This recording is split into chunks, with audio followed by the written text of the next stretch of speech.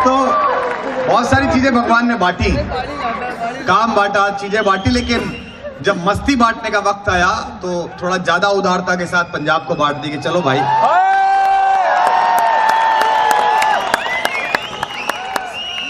सरदार हो या पंजाबी हो, उनके भीतर जो मस्ती है वो मतलब वो चिप लगा हुआ है, इनबिल्ट है। बहुत अच्छे, पीछे काफी अंधेरे में जनता है। आइए मैं आपसे, देखिए एक तो मैं आपके जैसा हूं, बिल्कुल आप ऐसा मत समझना कि मैं कोई बम्बई से आया हुआ कलाकार हूं, वेल यू नो, ऐसा कोई चक्कर नहीं है। हरकतों से लेके अकल में मैं बिल्कुल आप जैसा हूं, क्योंकि मैं आया हूं उत्तर प्रदेश से।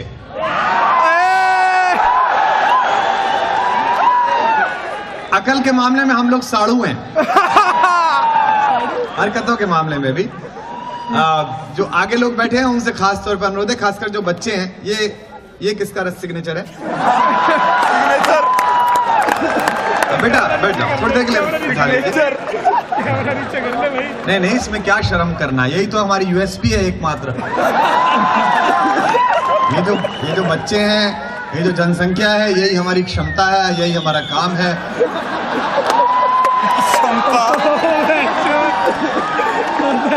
अच्छा देखो, वो घूम ऐसा रहा है कि माँ बाप भी क्लेम नहीं कर रहे कि अपना है।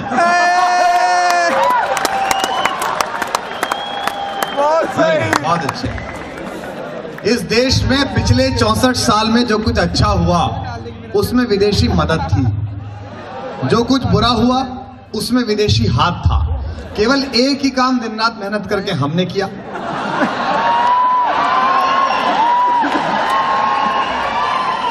जिसमें ना विदेशी मदद थी ना विदेशी हाथ था, कि हम इतने हुए।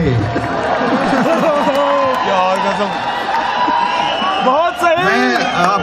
मैं पिछली साल, इस साल जब गया था जून जुलाई में स्टेट्स गया, तो वो न्यूयॉर्क में टाइम्स एशिया की संवाददाता ने मुझसे कहा कि आप लोग महाशक्ति हो रहे हैं। मैंने कहा खुद ही हो रहे हैं, तुम थोड़ी कर रहे हो। बोले पर महाशक्ति से तो अमेरिका का झगड़ा हो जाता है। देखिए इराक पर हमला कर दिया 28 देश लेकर, आप पर कर दे अमेरिका तो आप क्या करेंगे? मैंने कहा देखो, हम अमेरिका से कहेंगे बारूद बर्बाद करने की कोई जरूरत नहीं, गोलियां गिन के रख जाओ, आदमी गिन के ले जाओ,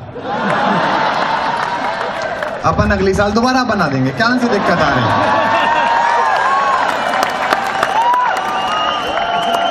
तो ये जो ह्यूमन रिसोर्स है, ये जो आदमियत की ताकत है, ये हमारी ताकत है।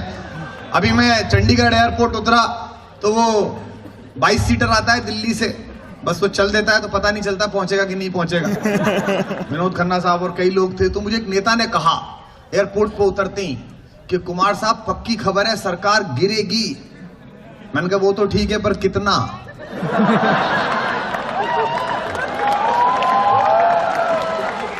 उसकी समझ में ही नहीं आया, नेता जो ठहरा।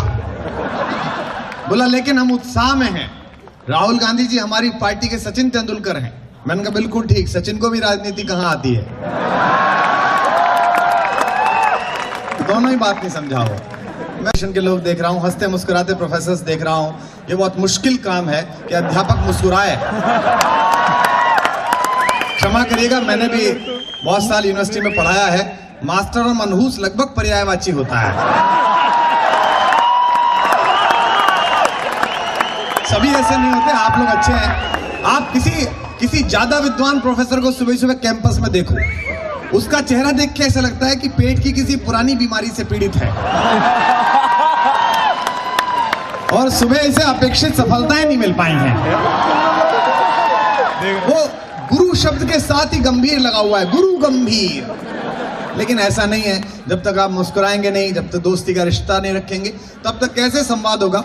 दुनिया का सबसे बड़ा संवाद गुरु और शिष्य में, दो लोगों में हुआ जो बेहद खूबसूरत दोस्त थे, भगवान श्री कृष्ण में और उनके शिष्य अर्जुन में, जो दोनों दोस्त हो गए थे। इसलिए मोहब्बत का भाईचारा रखिएगा, शायद ज्यादा अच्छी बात आप वहां पहुंचा सकेंगे, उन लोगों के पास तक पहुंचा सकेंगे। और तुम भी प्रेम का मतलब ये नहीं कि गुरु जी से लाइटर मांगने लगो, समझे? कभी तुम सोचोगे अब तो प्रेम डेवलप हो गया कि देना जरा, ऐसे नहीं, आराम से सब। देखो सबको अपना काम करना चाहिए। अब मैं तो सर मेरठ के पास जहाँ रहता हूँ, वहाँ ठाकुरों का गांव है वो, राजपूतों का। जैसे आपके यहाँ सरदार होते हैं ऐसे ही होते हैं वो भी। बड़ा खाता पीता गांव है, 3000 घर हैं और गांव के आसपास 25 शराब के ठेके हैं। खाने पीने में कोई दिक्कत नहीं है। तो मेरे साथ एक पत्रकार अभी गया था रात को 10 बजे। मैंने कहा ये मेरा गांव है, ठाकुरों का गांव है। तो बोले आपके गांव का ठाकुर कौन है? मैंने कहा 10 बज गए, कोई भी हो सकता है। अब सब है।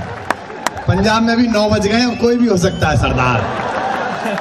मैं गया तो पड़ोस में एक अंकल रहते थे, इस बार दिखाई नहीं दिए। तो मैंने उनके लड़के से पूछा कि वो भाई चचा कहाँ गए? तो बोले जी वो चले गए। तो मैंने सोचा खेत पे गए होंगे। मैंने कहा कब तक लौटेंगे? तो उसने ऊपर इशारा करा, वहां चले गए। तो मैंने कहा तुम्हारा घर तो 1 मंजिल है, फिर किसके पे चढ़ गए? बोले नहीं जी वो दिवंगत हो गए, शांत हो गए। मैंने कहा ऐसा क्या हो गया? वो तो अच्छे खासे स्वस्थ आदमी थे, क्यों मर गए इतनी जल्दी? बोले साहब वो योग सीख रहे थे सुबह सुबह, उसमें चले गए। मैंने कहा योग सीखने में कैसे मर गए? बोले वो स्वामी जी सुबह सुबह प्रकट हुए, स्वामी जी ने कहा कि गहरी लंबी सांस अंदर खींचे। पिताजी ने खींच ली, फिर लाइट चली गई। जब तक लाइट आई तब तक पिताजी चले गए। तो वो सब काम करें जो आपके लिए उचित हो, जो सूट करते हो। मैं पहली 4 लाइनें पढ़ रहा हूं और उससे मैं ये चेक करूंगा कि कितनी देर आप सचमुच शायरी सुनेंगे और कितनी देर आप मुझसे जुड़े रहेंगे। इसको बिठा लीजिए भाभी जी। इस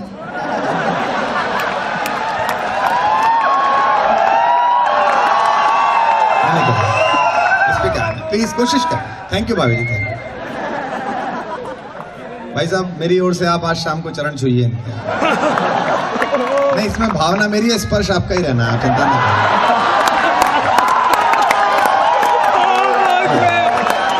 कोई बात नहीं, इसमें क्या, वो आया है पृथ्वी पे तो यहाँ भी आया, अच्छी बात है, बच्चा कार्यक्रम सुनने आया। मैं थोड़ी देर चुप रखिएगा। मैं जानता हूँ बच्चे को चुप रखना कठिन काम है भाभी जी, लेकिन मैं ये भी जानता हूँ जब आप ठान लेती हैं तो बच्चा तो क्या इसका बाप चुप हो जाता है।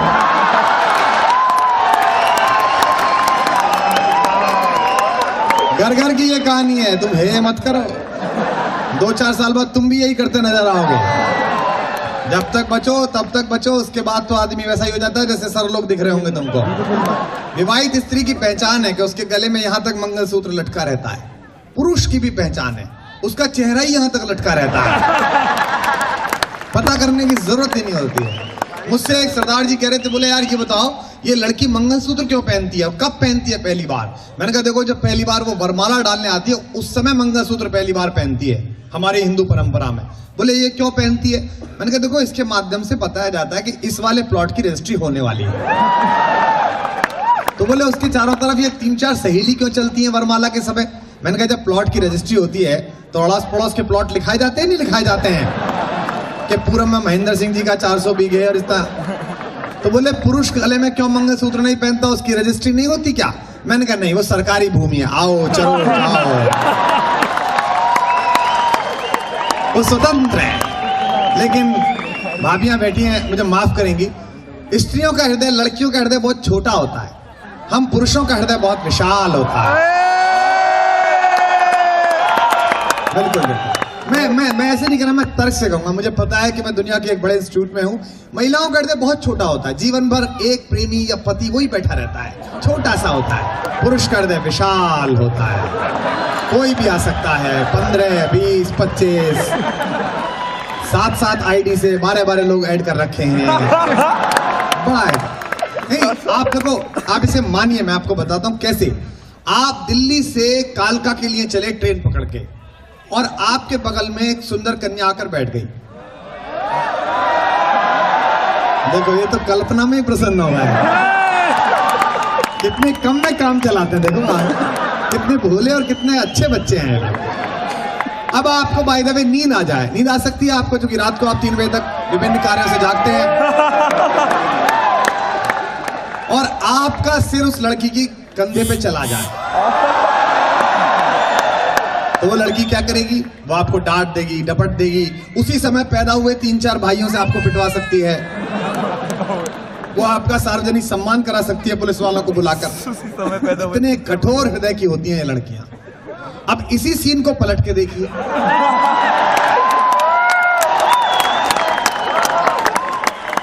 लड़की को नींद आ जाए, उसका सिर आपके कंधे पे आ जाए, पटियाला उतरना होगा, कालका चले जाएंगे, लेकिन डिस्टर्ब नहीं करेंगे।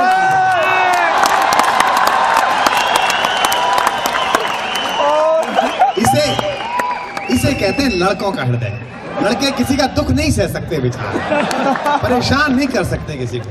मैं 4 लाइनें सुना रहा हूं आपको और कोशिश कर रहा हूं कि मैं लंबी थकान में हूं दिन भर की, लेकिन फिर भी आप जिस तरह सुन रहे हैं, जिस मोहब्बत से, मुझे लगता है शायद देर तक हम लोग शायरी सुन पाएंगे और मुल्क की और जिंदगी की बातें कर पाएंगे। सुनिए कि किसी के दिल की मायूसी,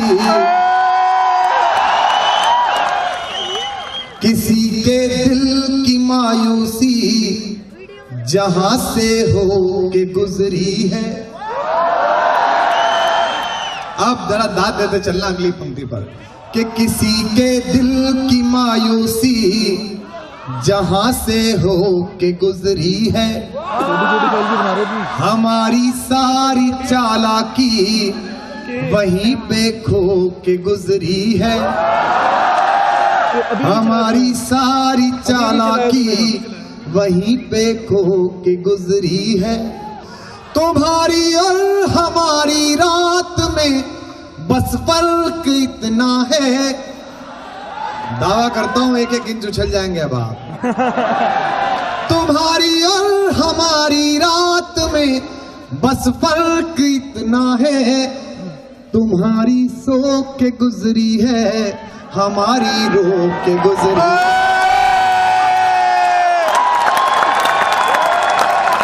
तुम्हारी सो के गुजरी है, हमारी रो के गुजरी है।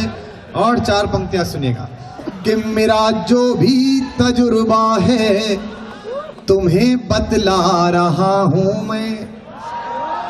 देखो आप कितने अच्छे लोग हैं, मुझे काम पे लगा के सामने चाय परोसने शुरू कर दी। मैं ब्राह्मण आदमियों किसी को खाते पीते देख नहीं सकता हूं, बताया। नहीं कोई बात, चाय पीनी चाहिए।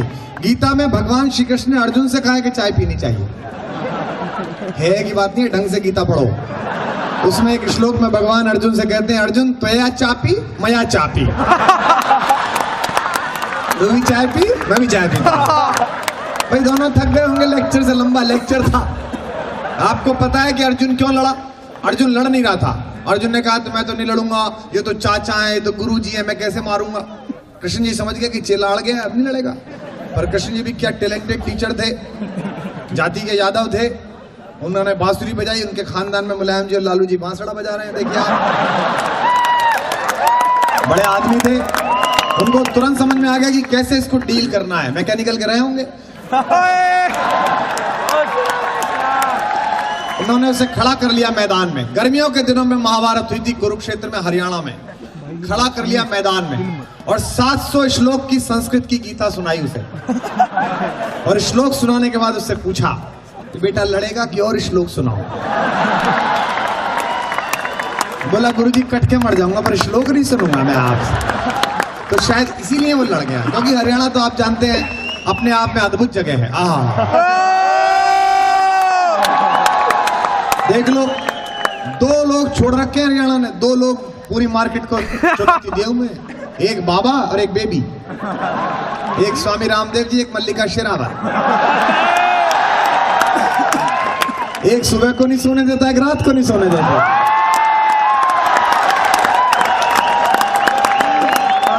और दोनों को देख भर लो तो सांस के अनुलोम विलोम खुद में ही शुरू हो जाता है। कुछ करने की जरूरत नहीं पड़ती है। सुनाता हूं, सुनेगा कि मेरा जो भी तजुर्बा है। अगले, हाँ बेटा बहुत अच्छा कर रहे हो तुम, लेकिन दिक्कत क्या है कि तुम बिना सुने कर रहे हो। और अगर तुमने इसकी आदत डाली, वाह वाह बहुत अच्छा, और रात को इतने बजे घर जाके करा तो पिताजी सोचेंगे इसे कैसे पता चल गया।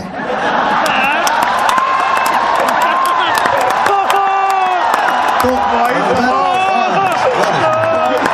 Thank you. इसलिए समझ के दाद, समझ के, ताकि लगे कि मैं थापर में आया हूं।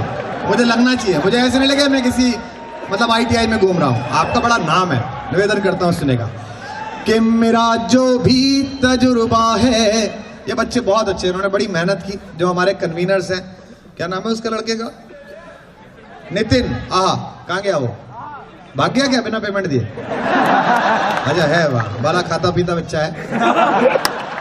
इसने बड़ी मेहनत की, जब से इसने मुझे बुक किया है तब से रात को रोज 1-1 बजे फोन करके मेरे दाम्पत्य जीवन में जो खलल डाला है उसके लिए मैं इसका बड़ा आभारी हूँ।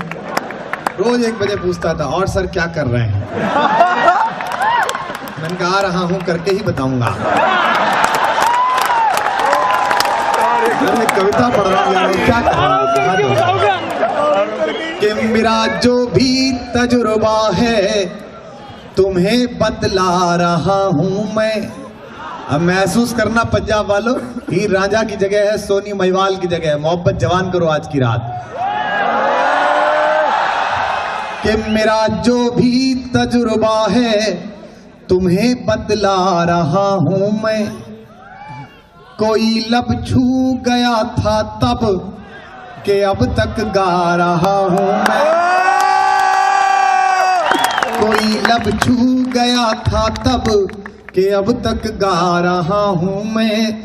बिछुड़ कर तुमसे अब कैसे जिया जाए बिना तड़पे। समझ जाए तो बताना अपनी तालियों से। बिछुड़ कर तुमसे अब कैसे जिया जाए बिना तड़पे। जो मैं खुद ही नहीं समझा वही समझा रहा हूं। जो मैं खुद ही नहीं समझा वही समझा। पूरी दुनिया में कहीं जाइए, मैं इतने मुल्कों में गया हूं, वियतनाम, पंजाब, कहीं जाइए सरदार जरूर मिलता है आपको। कनाडा में तो देखिए क्या, वाहेगुरु जी दी फतेह, वाहेगुरु जी दा खालसा। पंजाब में तो हर काम में, ट्रांसपोर्ट में, होटल में, हर जगह है। मैं कनाडा गया था, बफलो से पर्ली पार, तो मैंने वहां जाके देखा अचानक वहां बर्फबारी हो गई, तो एक का ट्रक फंसा था। मैंने देखा यार यहाँ के ट्रक देख लो, कनाडा के, अमेरिका के, तो उसमें से भी दाढ़ची उतरे। मैंने कहा इतनी दूर आके भी यही। वो उन्होंने फोन कर दिया इमरजेंसी सर्विसेज को और करने लगे, ओ जीसस मत, oh Jesus help me, oh Christ please help me. तो मैंने दाढ़जी के कंधे पे हाथ रखा, मैंने कहा धर्म बदल दिया क्या? अरे यार जीसस को क्या बोला ना, वाहेगुरु के बंदे हो, दशमेश गुरु की परंपरा से आए हो। बोले देखो यार, एक तो टेरिटरी जीसस की है, जब तक वाहेगुरु जी आएंगे तब तक बहुत देर हो लेगी। और दूसरी बात यह है कि यार ये कीचड़ कांदा, इसमें अपने गुरु जी क्यों उतारू, इनका जीसस ठीक है, बता मैंने कहा वाह साहब, ये है बुद्धि। कि मेरे जीने में मरने में, कि मेरे जीने में मरने में तुम्हारा नाम आएगा। करो वाह करो, बहुत अच्छे। स्वामी रामदेव जी भी कहते हैं करने से होता है, तो करोगे तो होगा। कि मेरे जीने में मरने में तुम्हारा नाम आएगा। मैं सांसें रोक लूं फिर भी यही इल्जाम आएगा। हर एक धड़कन में जब तुम हो तो फिर अपराध क्या मेरा। अब जरा देखना कविता का जादू और हाथ उठाना। हर एक धड़कन में जब तुम हो तो फिर अपराध क्या मेरा। अगर राधा पुकारेगी तो फिर घनश्याम आएगा।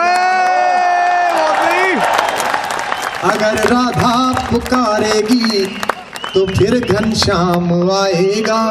जो लड़का सीटी बजा रहा है देख ले, मैं तेरा कुछ नहीं हो सकता। अगर मुझे देख के बजा रहा है तो फिर कुछ भी नहीं हो सकता। मैंने माना कि कोर्ट ने लीगल कर दिया, लेकिन पंजाब में ऐसी भी क्या कमी पड़ रही है यार। सुनो, बस दांत दो, वाह करो बस।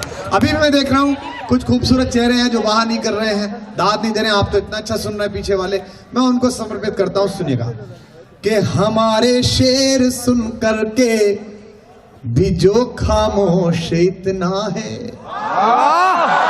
सवालिए जरा कि हमारे शेर सुन करके भी जो खामोश इतना है। खुदा जाने गुरूर हुस्न में मदहोश कितना है। खुदा जाने गुरूर हुस्न में मदहोश कितना है। और ये दो पंक्तियां सिर्फ पटियाला के लिए, पंजाब के लिए। सूरज अस्त पंजाब मस्त। खुदा जाने गुरूरे हुस्न में मदहोश कितना है, किसी प्याले से पूछा है सुराही ने सबब मैं का। जो समझ जाए वो बताएं। किसी प्याले से पूछा है सुराही ने सबब मैं का, जो खुद बेहोश हो वो क्या बताए होश कितना है। जो खुद बेहोश हो वो क्या बताए होश कितना है। देखो पंजाब वालों, अपने पर गर्व करो, अपनी परंपरा पर। पूरे भारत में 3 स्टेट ऐसे हैं।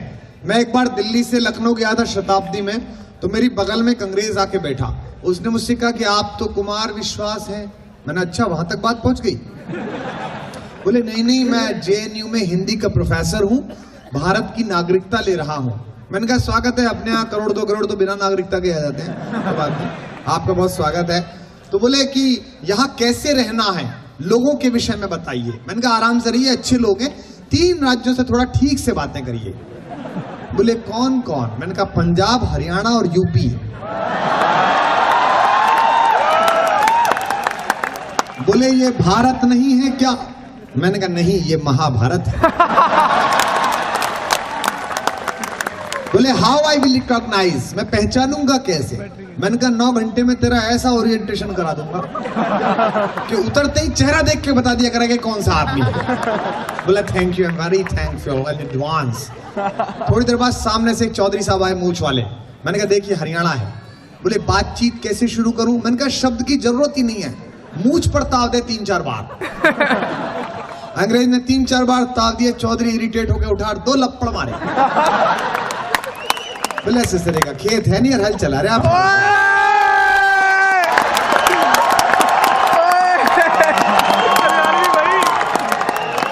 बोले मुंह पे कुछ नहीं है, फेरे जा रहा, हम जो मुंह पूंछ सी रखे हुए हम वैसे रखे हुए। बेचारा पिट गया वो। थोड़ी देर में सरदार जी निकले, सरदार जी सामने टॉयलेट से। मैंने कहा देखिए ये पंजाब है। तो बोले इनसे कैसे बात शुरू करो? मैंने बात करनी नहीं है, बस समय पूछ कि 12 बज गए क्या? उसने पूछ लिया, दार जी ने 4-5 दिए कान पे। वाहेगुरु जी दी फतेह, वाहेगुरु जी दी खालसा। भाई सरदार खुददार होते हैं, सभी मनमोहन सिंह थोड़ी होते हैं बेचारे। वो बेचारा पिट गया, लाल हो गया। तो बोला horrible, terrible, these 2 states are very horrible. ये तो बहुत बदमाश हैं, अगर ये दोनों ऐसे हैं तो यूपी कैसा होता होगा? मैंने कहा पिटवा कौन रहा है?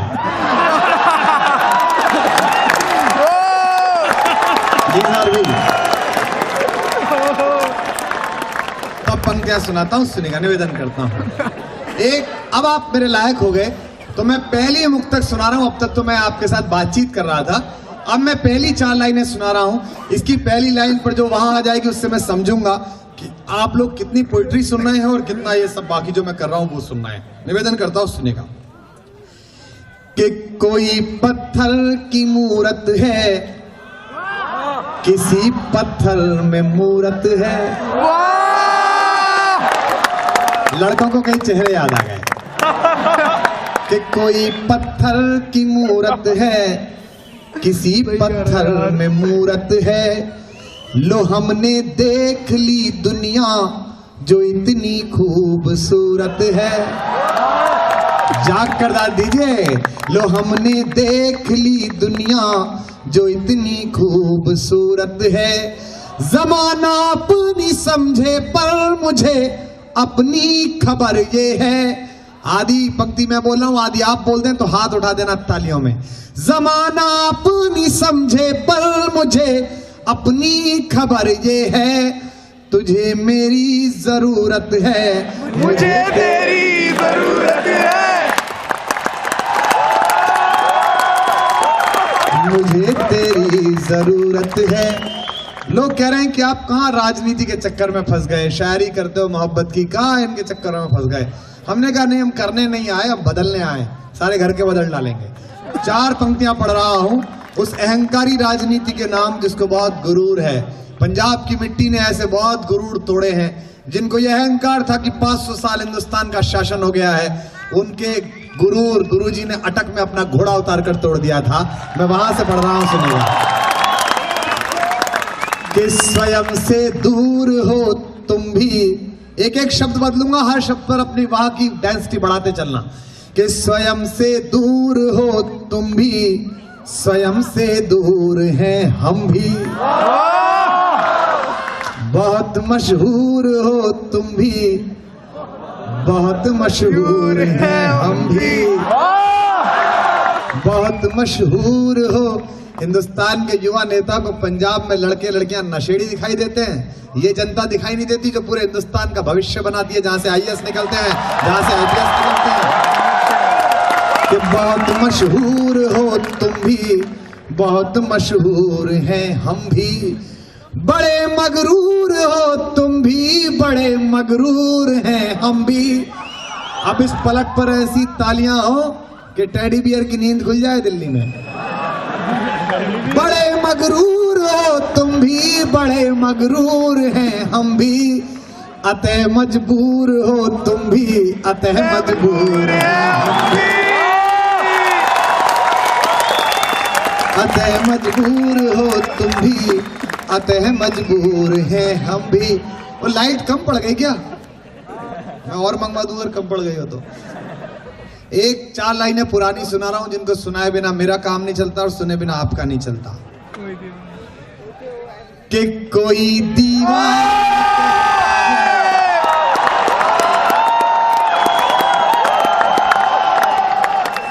बहुत बहुत शुक्रिया। देखिए ये लड़के हैं पुरानी को पसंद कर रहे हैं, और कानपुर में एक मंत्री जी हैं उनको पुरानी पसंद नहीं आते, बताइए। कि कोई दीवाना कहता है, कोई पागल समझता है, मगर धरती की बेचैनी बस पागल समझता है। मैं तुझसे दूर कैसा हूँ, तू मुझसे दूर कैसी है। अगर दिल धड़काओ जिंदगी में एक बार तो उसे हथेलियों में ले आना। मैं तुझसे दूर कैसा हूँ, तू मुझसे दूर कैसी है। ये तेरा दिल समझता है या मेरा दिल समझता है। Thank you. ये तेरा दिल समझता है या मेरा दिल समझता है। और 4 पंक्तियां सुनाता हूं, बड़ा दुख होता है। अभिमन्यु के देश के लोग जिन्होंने माँ के पेट से चक्रव्यूह भेदने की शिक्षा ली थी, जो कारगिल पर जब चढ़ जाते हैं टाइगर हिल पर, तो विक्रम बत्रा बनकर कहते हैं कि ये दिल मांगे मोर। हिंदुस्तान के वो बेटे, जब कभी मैं देखता हूं कि एक ब्रेकअप पर, एक पोस्टिंग ठीक ना हो, रिजल्ट्स ठीक ना आए, तो एफबी पर एक स्टेटस डालकर जब आत्महत्या की तरफ बढ़ते हैं, तो मुझे लगता है कि ये क्या है। इंजीनियरिंग कॉलेज ने पिछले इतने सालों में शायद इतना नाकामयाब लड़का पैदा नहीं किया होगा जो आपके सामने खड़ा है। अब मैं 4 लाइन उसकी ओर से सुना रहा हूं आपको हिम्मत दे रहा हूं। अगर मैं पूरी इंजीनियरिंग कर जाता तो आपके कैंपस में किसी कंपनी का वीपी होकर प्लेसमेंट के लिए आता, लेकिन आज आपके पास आया हूं आपका दोस्त बनकर, आपका भाई बनकर। तो 4 लाइनें सुना रहा हूं, सुनना, इसे साथ रखना जिंदगी भर। कि गिरेबा चाक करना क्या है, सीना और मुश्किल है। दाद मिले। गिरेबा चाक करना क्या है, सीना और मुश्किल है। समझना, हर एक पल मुस्कुरा कर आश्क पीना और मुश्किल है। हर एक पल मुस्कुरा कर आश्क पीना और मुश्किल है। और ठाकों के लिए मशहूर इस शायर की आंख का एक बिना दिखा हुआ आंसू आपकी आंख तक पहुंचे तो इतनी तालियां देना जितनी ठाकों पर देते हो। कि हर एक पल मुस्कुरा कर आश्क पीना और मुश्किल है। हमारी बदनसीबी ने हमें इतना सिखाया है, हमारी बदनसीबी ने हमें इतना सिखाया है, किसी के इश्क में मरने से जीना और मुश्किल है। किसी के इश्क में मरने से जीना और मुश्किल है। और 4 लाइनें सुना रहा हूं जो आपको याद है, लेकिन दाद उसी। तुम्हारा दूसरी बार में सिलेक्शन हुआ था क्या? वो देर से आती है दाद उनकी। उधर अंधेरा हो गया यार, लाइट जला कि मोहब्बत एक एहसासों ऐसी कहानी है। बुलवा के बिहारी लाल की जय। अपन कथा भी कर सकते हैं कि मोहब्बत। अरे सर आप तो हंस रहे हैं, मैं जहाँ रहता हूँ नोएडा में, वहाँ पड़ोस में गुजर रहते हैं, वो भी एक अलग प्रजाति है। वो मेरा दोस्त है एक रामकरण, वो रात को जाड़े में आ गया पिछली साल 2 बजे स्कॉर्पियो में बैठ के, और मेरे नौकर ने कहा कि साहब वो चॉइस अब आए तो स्कॉर्पियो, सफारी, बुलेरो, ये कुछ गाड़ियां ऐसी है कि इनमें बैठ के जाओ तो ऐसी फीलिंग आती है कि हमला करने जा रहे हैं। कोई अच्छी फीलिंग नहीं आती कि कोई ढंग के काम के लिए जा रहे हैं। वो आगे बैठा पट्ठा रात को 3 बजे, तो मैं गया, मैंने कहा चॉइस साहब क्या हुआ, क्या परेशानी? बोले भाई पंडित जी हमारे खेत में 24 फीट पे पानी आ गया।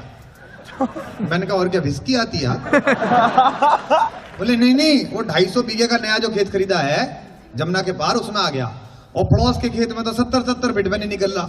मैंने कहा बधाई हो, तो आपकी जमीन अच्छी हो गई। बोले बधाई नहीं, वहां सुबह 4 बजे कथा करनी है सत्यनारायण की खेत में। कानपुर वाले पंडित जी का कॉल आया, उन्होंने कहा भाई 4 बजे कथा करा लियो, जो पानी आता रहेगा। तो मैंने कहा करा ले भाई। बोले नहीं रात को पंडित कौन मिलेगा, तू चल। मैंने कहा मैं कविता पढ़ता हूँ, कथा नहीं पढ़ता हूँ। बोले बात ना बना भाई चल। तो मुझे लगा कि उठा के ले जाए, इससे अच्छा सम्मान से जाओ। थ्योरी ऑफ रिलेटिविटी लड़ाई मैंने कि इसका वजन कितना है, मेरा कितना है, मैंने खाना खा रखा है, इसने कुछ पी रखा है। तो मैंने कहा यार अब कथा तो आती नहीं, फिर इससे पाला कैसे पड़े? तो मेरी माँ आई हुई थी गांव से, तो मैं उनके कमरे में गया, उनकी सत्यनारायण की पोथी रखी हुई थी कथा की, वो उठाई और जैकेट में लगाई और मैं पहुंच गया कि पढ़ देंगे अपन, क्या दिक्कत है। अब साहब वो जुते हुए खेत में एक पड़ा हुआ था तखत, उस पर मुझे बिठा दिया, सामने 40-50 चौधरी नमकीन के पैकेट बिखरे हुए इधर। मतलब कथा क्या थी? अखिल भारतीय दारू दल की छोटी सी गोष्ठी थी।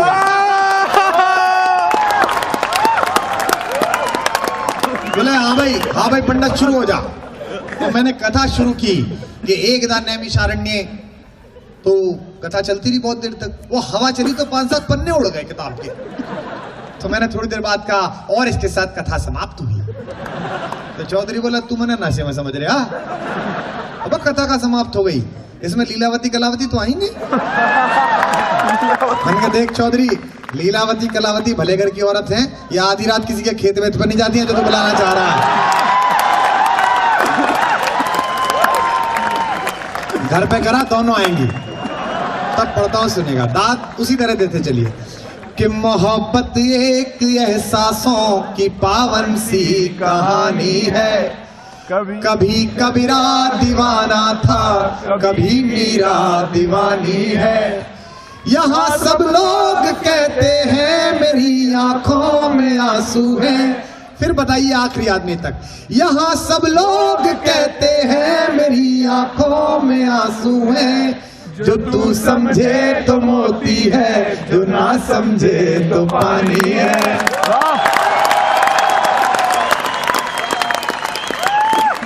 ये चादर सुख की मौला क्यों? मुझे ऐसा लगे कि मैं ऐसे लोगों के बीच गया जो शायरी पर भी दाद देते थे।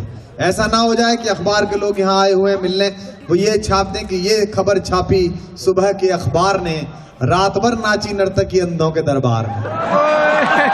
तो जरा शायरी पर भी दाद देते रहे कि ये चादर सुख की मौला क्यों सदा छोटी बनाता है। अच्छा जो पीछे हैं ये तो बहुत अच्छी दाद दे रहे हैं, लेकिन ये जो आगे बड़ी कुर्सियों पर बैठे हैं ये दाद नहीं दे रहे हैं। नहीं, मैं जानता हूं कि कुर्सी पर बैठने के बाद समझ थोड़ी कम हो जाती है, आप बड़े लोग हैं, लेकिन देखिए भगवान ने हर चीज का कोटा तय कर रखा है। कितनी सांस लेनी है, कितना पैसा कमाना है।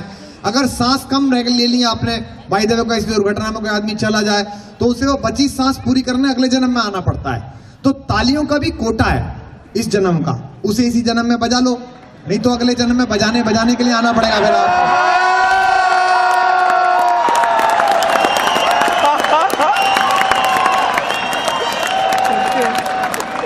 कि ये चादर सुख की मौला क्यों सदा छोटी। आप भी बैठ जाओ, भगवान ने खड़े रहने के लिए पैर दिए तो टिकाने के लिए भी कुछ दिया है।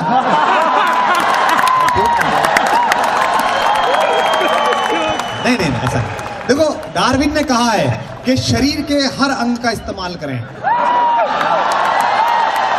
अन्यथा जिस अंग का आप इस्तेमाल नहीं करेंगे वो बाद में धीमे धीमे लुप्त हो जाएगा। मैं नहीं चाहता कि आपको कि ये चादर सुख की मौला क्यों, मुझे ज्यादा सीरियसली मत लीजिए, मैंने खुद को कभी नहीं लिया। ये चादर सुख की मौला क्यों सदा छोटी बनाता है। शायरी सुन रहे हो पटियाला वालों तो शायरी पर भी दाद देना। अगली पंक्ति सुनना कि ये चादर सुख की मौला क्यों सदा छोटी बनाता है। सिरा कोई भी थामो दूसरा खुद छूट जाता है। सिरा कोई भी थामो दूसरा खुद छूट जाता है। तुम्हारे साथ था तो मैं जमाने भर में रुसवा था, बदनाम। अब देखिए अगली पंक्ति, तुम्हारे साथ था तो मैं जमाने भर में रुसवा था, मगर अब तुम नहीं हो तो जमाना साथ गाता है। मगर अब तुम नहीं हो तो जमाना साथ गाता है। एक मुक्तक, एक कपलेट आपने पहले भी सुनी होगी, लेकिन इसे इस बार नए रेफरेंस फ्रेम में सुनिए। रेफरेंस फ्रेम याद है ना? यस। रश्मि खेलीडे का पहला वाला चैप्टर। बड़े प्राण पिए यार इसके। एक तो वो डायनामिक्स, वो आदमी डंबल लेके खड़ा हुआ है, फिर वो हाथ फैला देगा, फिर समेट लेगा। अब इसकी आघूर्ण गति बताओ। अरे इसको कोई बीमारी होगी पेट की यार, हमारा क्या मतलब इससे बढ़िया। शिक्षा की तो ये कर रखी है भाई। मैं तो हिंदी पढ़ने के लिए गया साहब, तो जब कॉलेज में गया, स्कूल में पहली बार तीसरी क्लास में पढ़ता था, तो गुरुजी ने पढ़वाया वहां पर के शब्दों का प्रयोग वाक्य में। बोले राम स्वरूप बीमार हुए, फल स्वरूप मर गए। मैंने कहा ये कौन सा डेंगू है भाई कि बीमार ये हुआ मर ये गया। मैंने गुरुजी से कहा गुरुजी समझ नहीं आई कि राम स्वरूप बीमार हुए तो फल स्वरूप क्यों मरे। अबे बोले मूर्ख, राम स्वरूप बीमार हुए फल स्वरूप मर गए, इसका अर्थ यह है कि राम स्वरूप बीमार हुए परिणाम स्वरूप मर गए। मैंने कहा अब तीसरा मर गया भाई। ओरिजिनल आदमी नहीं मर के दे रहा। अच्छा वो मुहावरे पढ़ाए थे, मुहावरे हिंदी के मुहावरे कितने क्लासिकल होते हैं आप देखिए। 900 चूहे खाकर बिल्ली हज को चली, हज को चली। ना वो फिल इन द ब्लैंक दिया। 900 चूहे खाकर बिल्ली डैश डैश चली, तो सब लड़कों ने भर दिया हज। मैंने भर दिया कि 900 चूहे खाकर बिल्ली टेढ़ी मेढ़ी चली।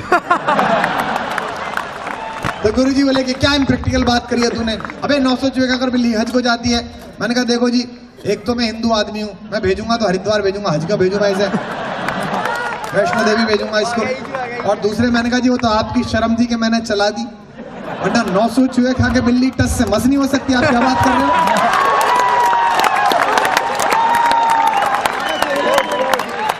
मैंने कहा ये बिल्ली है, कोई संसद सदस्य थोड़ी है कि इतना खा जाए फिर भी चलता रहे।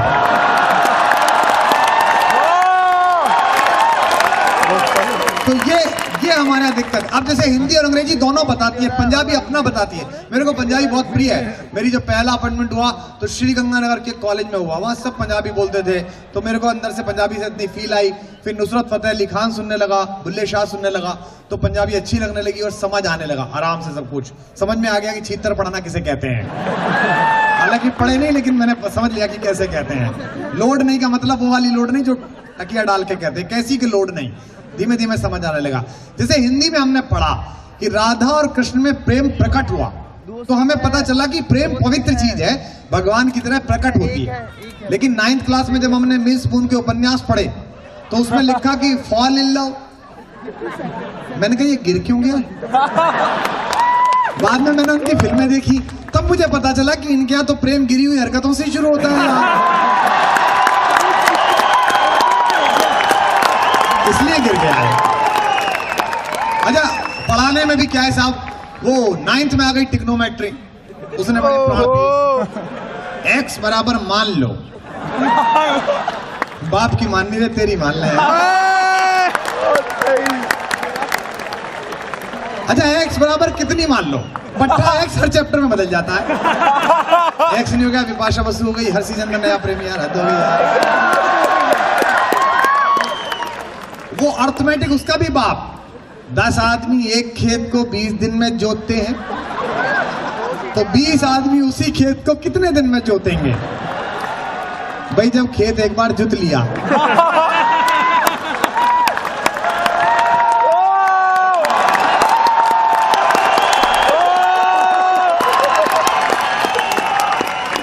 तो यार ये बताओ इसे कब तक जोतोगे यार?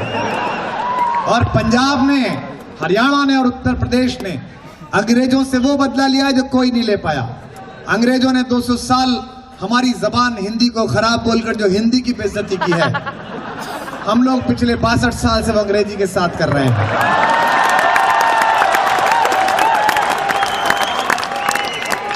ऐसी अंग्रेजी बोलते हैं जो ऑक्सफोर्ड वाले नाला ढूंढते हैं किधर कूद के मरे।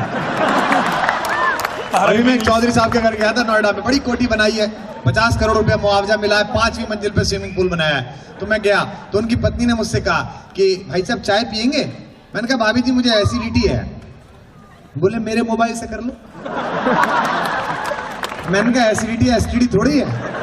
बोले कोई बात नहीं, रिंगटोन तो एक जैसी जाती है।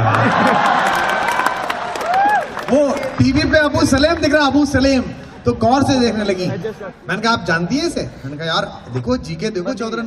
मैंने कहा जानती हैं आप इसे? बोली भाई साहब मैं सबको जानती हूँ, ये बहुत खूंखार है, अंडरवियर का आदमी है। मैंने अंडरवर्ल्ड की ऐसी बेइज्जती पहली बार देखी। दाऊद को पता चल जाए तो वो खुद तिहाड़ में जमा हो जाए कि जहां भाभी भेज रही है वहां से तिहाड़ ही ठीक है यार। अद्भुत काम है, आप लोगों ने जो मेहनत की उसके लिए बधाई।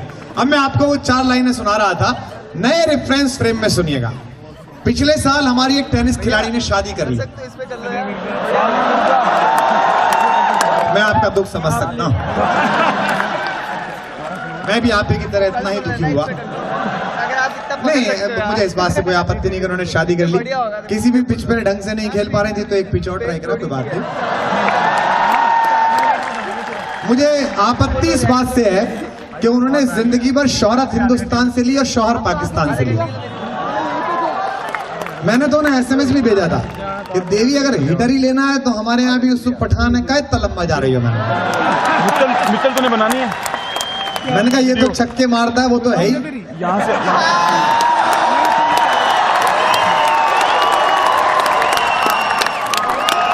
लेकिन उनकी समझ में नहीं आया, तो मैंने 4 पंक्तियां गुस्से में उन्हें मैसेज की। एक बार एक फैशन वीक में मिली थी कलकत्ता में, तो उनका नंबर था, तो मैंने कहा इनको भेज तो दो ही, समझेगी नहीं समझेगी, हैदराबादी है लेकिन भेज दो। रामदेव जी ने कहा जब काला धन वापस आएगा, तो लड़के बड़े खुश हो गए, बोले कम से कम चलो सानिया मिर्जा तो आएगी लौट के। तो मैंने 4 पंक्तियां उनको लिख के भेजी। हाँ नंबर बता दूं तुझे? है देख रहे, बहुत बदमाश है। मतलब इंजीनियरिंग का लड़का बिल्कुल टाइपराइटर की तरह होता है, मारो कहीं लगे वही बीच में जाकर।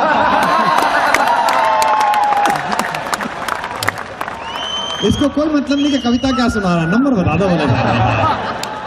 तो 4 पंक्तियां सुनाता हूं, सुनेगा। हाँ मैं बता रहा हूं, लिख लो 100।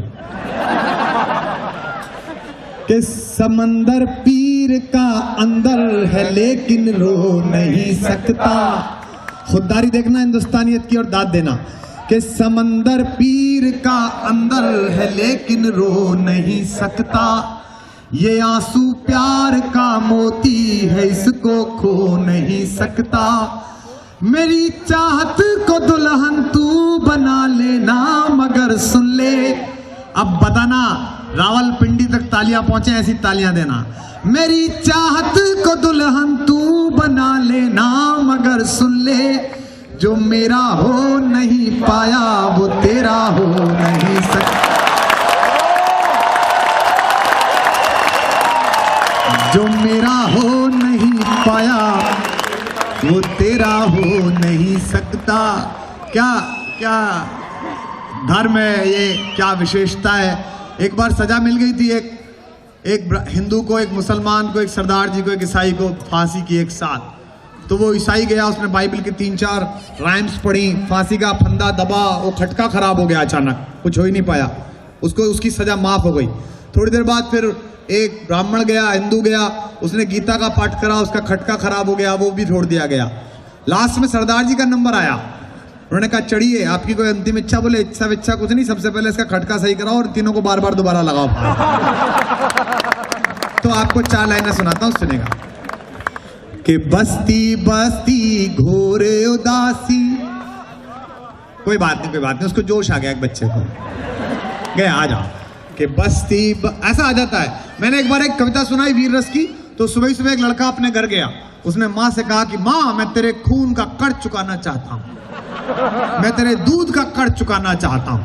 माँ ने कहा पहले वो दूध वाला आया उसका चुका दो सबसे पहले, मेरे दूध का बाद में चुका दियो। तो वो उसे जोश आ गया कि बस्ती बस्ती घोर उदासी, पर्वत पर्वत खालीपन।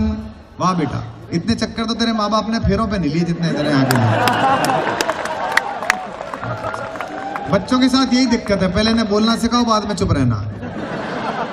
वो हमारे यहाँ नोएडा में तो इतने चालू हो गए हैं जरा से प्रेप के बच्चे, कि वो क्यूट सी मैडम थी, सुंदर सी, उसने बच्चे से कह दिया कि वो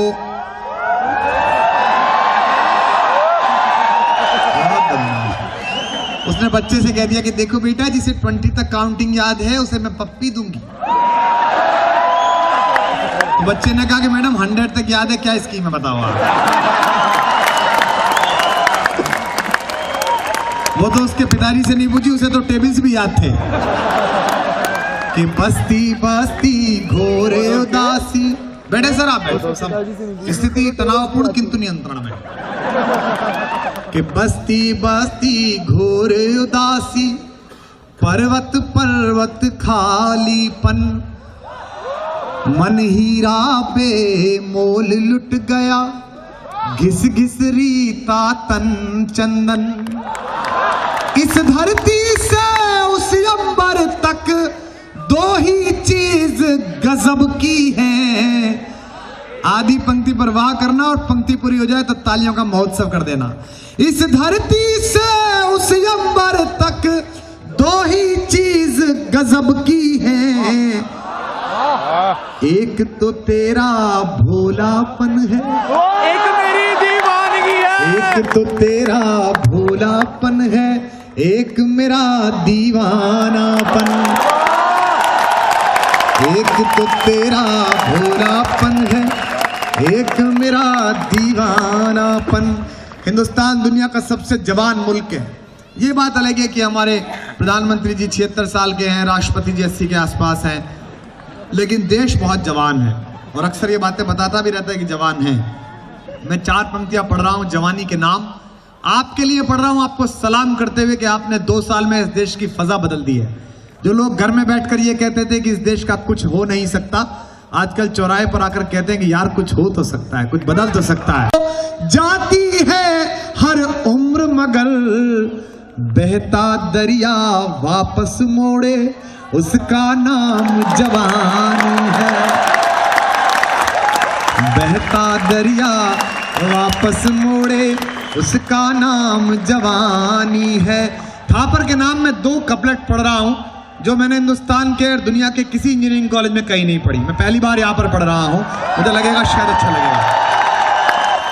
कि इस उड़ान पर अब शर्मिंदा मैं भी हूं और तू भी है। इसमें एक लफ्ज है मैं भी हूं और तू भी है, इसे बोलिएगा आपको अच्छा लगना शुरू हो जाएगा। इंडिया टुडे कहती है कि मैं हिंदुस्तान का किसी भी जबान का सबसे महंगा कवि हूं, लेकिन मैं अपने बारे में क्या सोचता हूं वो आपसे सुना रहा हूं। कि इस उड़ान पर, भाई साहब सुनो सही दिशा से,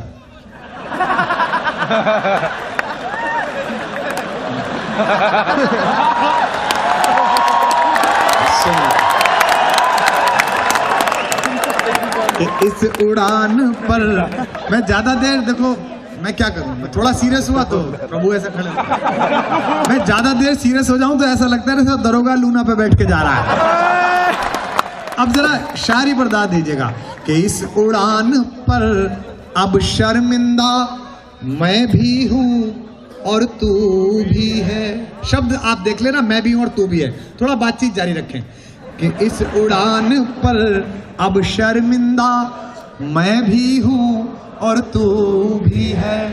आसमान से गिरा परिंदा मैं भी हूँ और तू भी है। आसमान से मोहब्बत के शुरुआती गुलाबी लम्हे जो होते हैं कुछ महीनों के, वो जब परवान चढ़ते हैं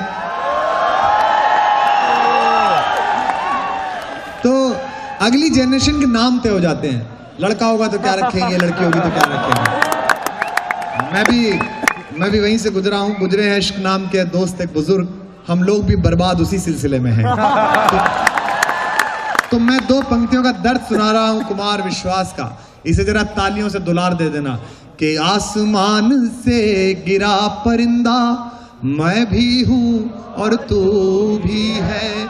आसमान से गिरा परिंदा मैं भी हूं और तू भी है। छूट गई रास्ते में जीने मरने की सारी कसमें। अब बताना, छूट गई रास्ते में जीने मरने की सारी कसमें। अपने अपने हाल में जिंदा मैं भी हूँ, अपने अपने हाल में जिंदा मैं भी हूँ और तू भी है। दाद मिले उसी तरह दोहराइएगा कि खुशहाली में एक बदहाली मैं भी हूँ और तू भी है। आज याद नहीं करोगे कुमार विश्वास को, एम्स्टर्डम जाओगे, गुड़गांव जाओगे, बेंगलोर जाओगे, IBM में जाओगे, और जिस दिन ब्रेकअप के बाद पहली बार बड़ा प्रमोशन मिलेगा उस दिन वोदका लगाकर याद करोगे। सुनना कि खुशहाली में एक बदहाली मैं भी हूँ और तू भी है।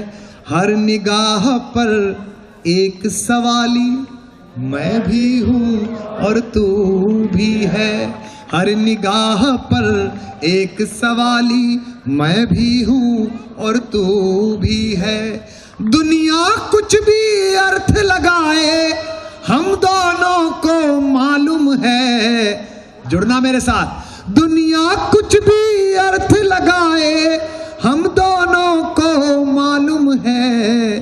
भरे भरे पर खाली खाली मैं भी हूँ, भरे भरे पर खाली खाली मैं भी हूँ और तू भी है। और ये जो आगे जो प्रोफेसर्स बैठे हैं, ये मत समझना कि जैसे ये आज दिखते हैं वैसे थे ये। आप लोगों की जितनी उम्र नहीं है उतनी तो CL ले लिए इन्होंने। चार पंक्तियां मैं इन्हें सुनाता हूं, निवेदन करता हूं कि सब अपने दिल के राजा हैं। रिस्क ले रहा हूं, ड्राफ्ट मिल चुका है इसलिए आपकी वाह मिलनी चाहिए कि सब अपने दिल के राजा हैं, सबकी कोई रानी है। सब अपने दिल के राजा हैं, सब, और मजे लेना, सबकी कोई रानी है। भले भले प्रकाशित हो ना हो पर सबकी कोई कहानी है। भले प्रकाशित हो ना हो पर। लेकिन दो पंक्तियां मैं आपके गुरुओं को सौंपता हूं। आइंस्टीन कोई सी भी लाइट बना सकता है, लेकिन ऐसा बल्ब नहीं बना सकता कि एक बल्ब को दूसरे बल्ब से छुआ दिया जाए, टच करा दिया जाए तो उसमें रोशनी आ जाए। ये केवल गुरु नामक दीपक है जो अपनी पूरी जिंदगी में हजारों दीपकों में रोशनी भरता है।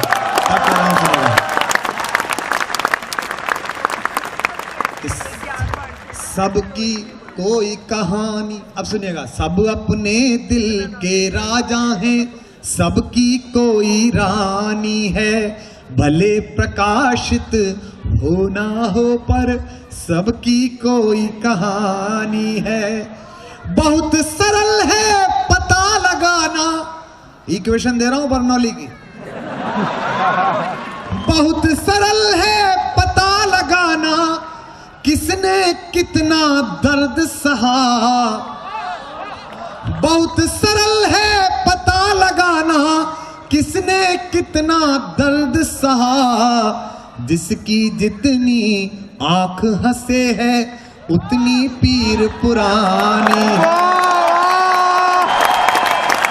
की जितनी आंख से है उतनी पीर पुरानी है। दोस्तों आप जितना अच्छा सुन रहे हैं, यकीन मानिए आपकी प्रशंसा के लिए नहीं कह रहा, पंजाब में हरियाणा में मैंने काफ़ी शो किए हैं, ज़्यादा तो नहीं किए, लेकिन इस ग्रेस के साथ कि जहाँ पोइट्री सुनी जानी है वहाँ पिन ड्रॉप साइलेंस है, और जहाँ ठाका आना है वहाँ इतना शोर है कि खुद को सुनाई नहीं दे। ये आपके कैंपस में हो रहा है, मैं आपको सलाम करता हूँ, आप इतना खूबसूरत।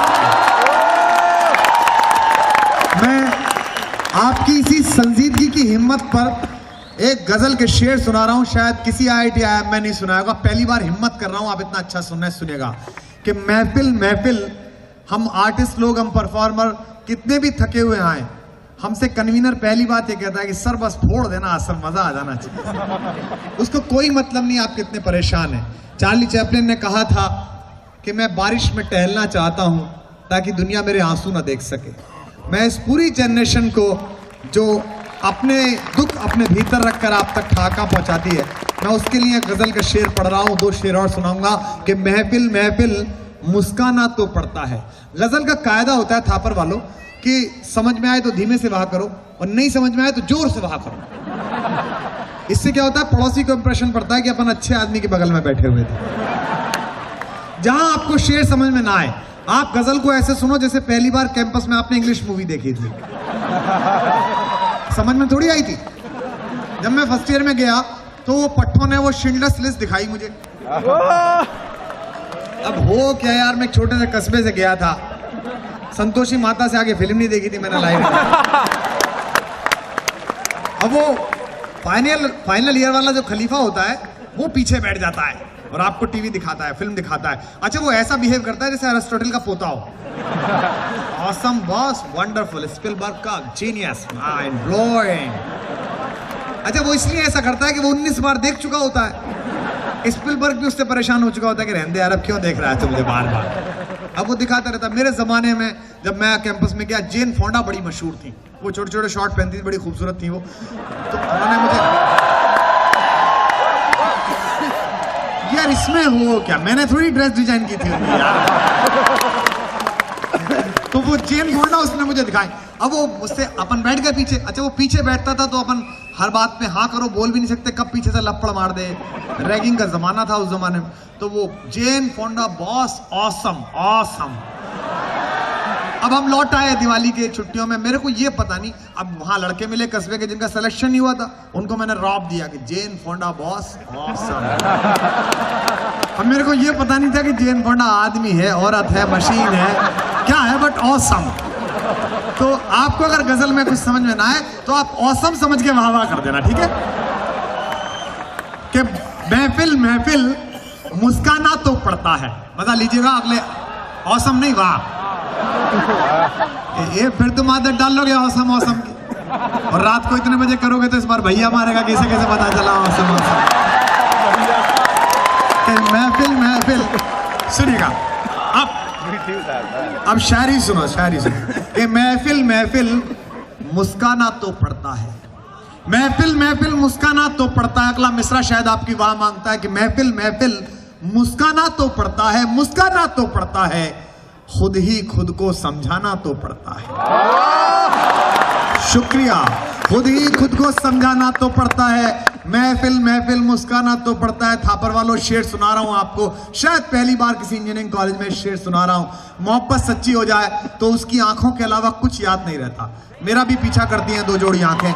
मैं उनके लिए शेर पढ़ता हूं कि महफिल मुस्काना तो पड़ता है, खुद ही खुद को समझाना तो पड़ता है। कलेजे पे धीमे से लगे तो वहां जोर से करना, इस बार सुनना कि महफिल मुस्काना तो पड़ता है कि उसकी आंखों से होकर उसकी अपनी उसकी कई लड़के तो मेरा हाथ देखने लगे कहां इशारा कर रहा है। ऐसा नहीं, अपनी कि महफिल मुस्काना तो पड़ता है, खुद ही खुद को समझाना तो पड़ता है। अब जरा संजीदगी से समझकर दाद देना कि उसकी आंखों से होकर दिल तक जाना, उसकी आंखों से होकर उठे जरा पूरा कोलाहल के महफिल मुस्काना तो पड़ता है, खुद ही खुद को समझाना तो पड़ता है, उसकी आंखों से होकर दिल तक जाना, रास्ते में ये मैखाना तो पड़ता है।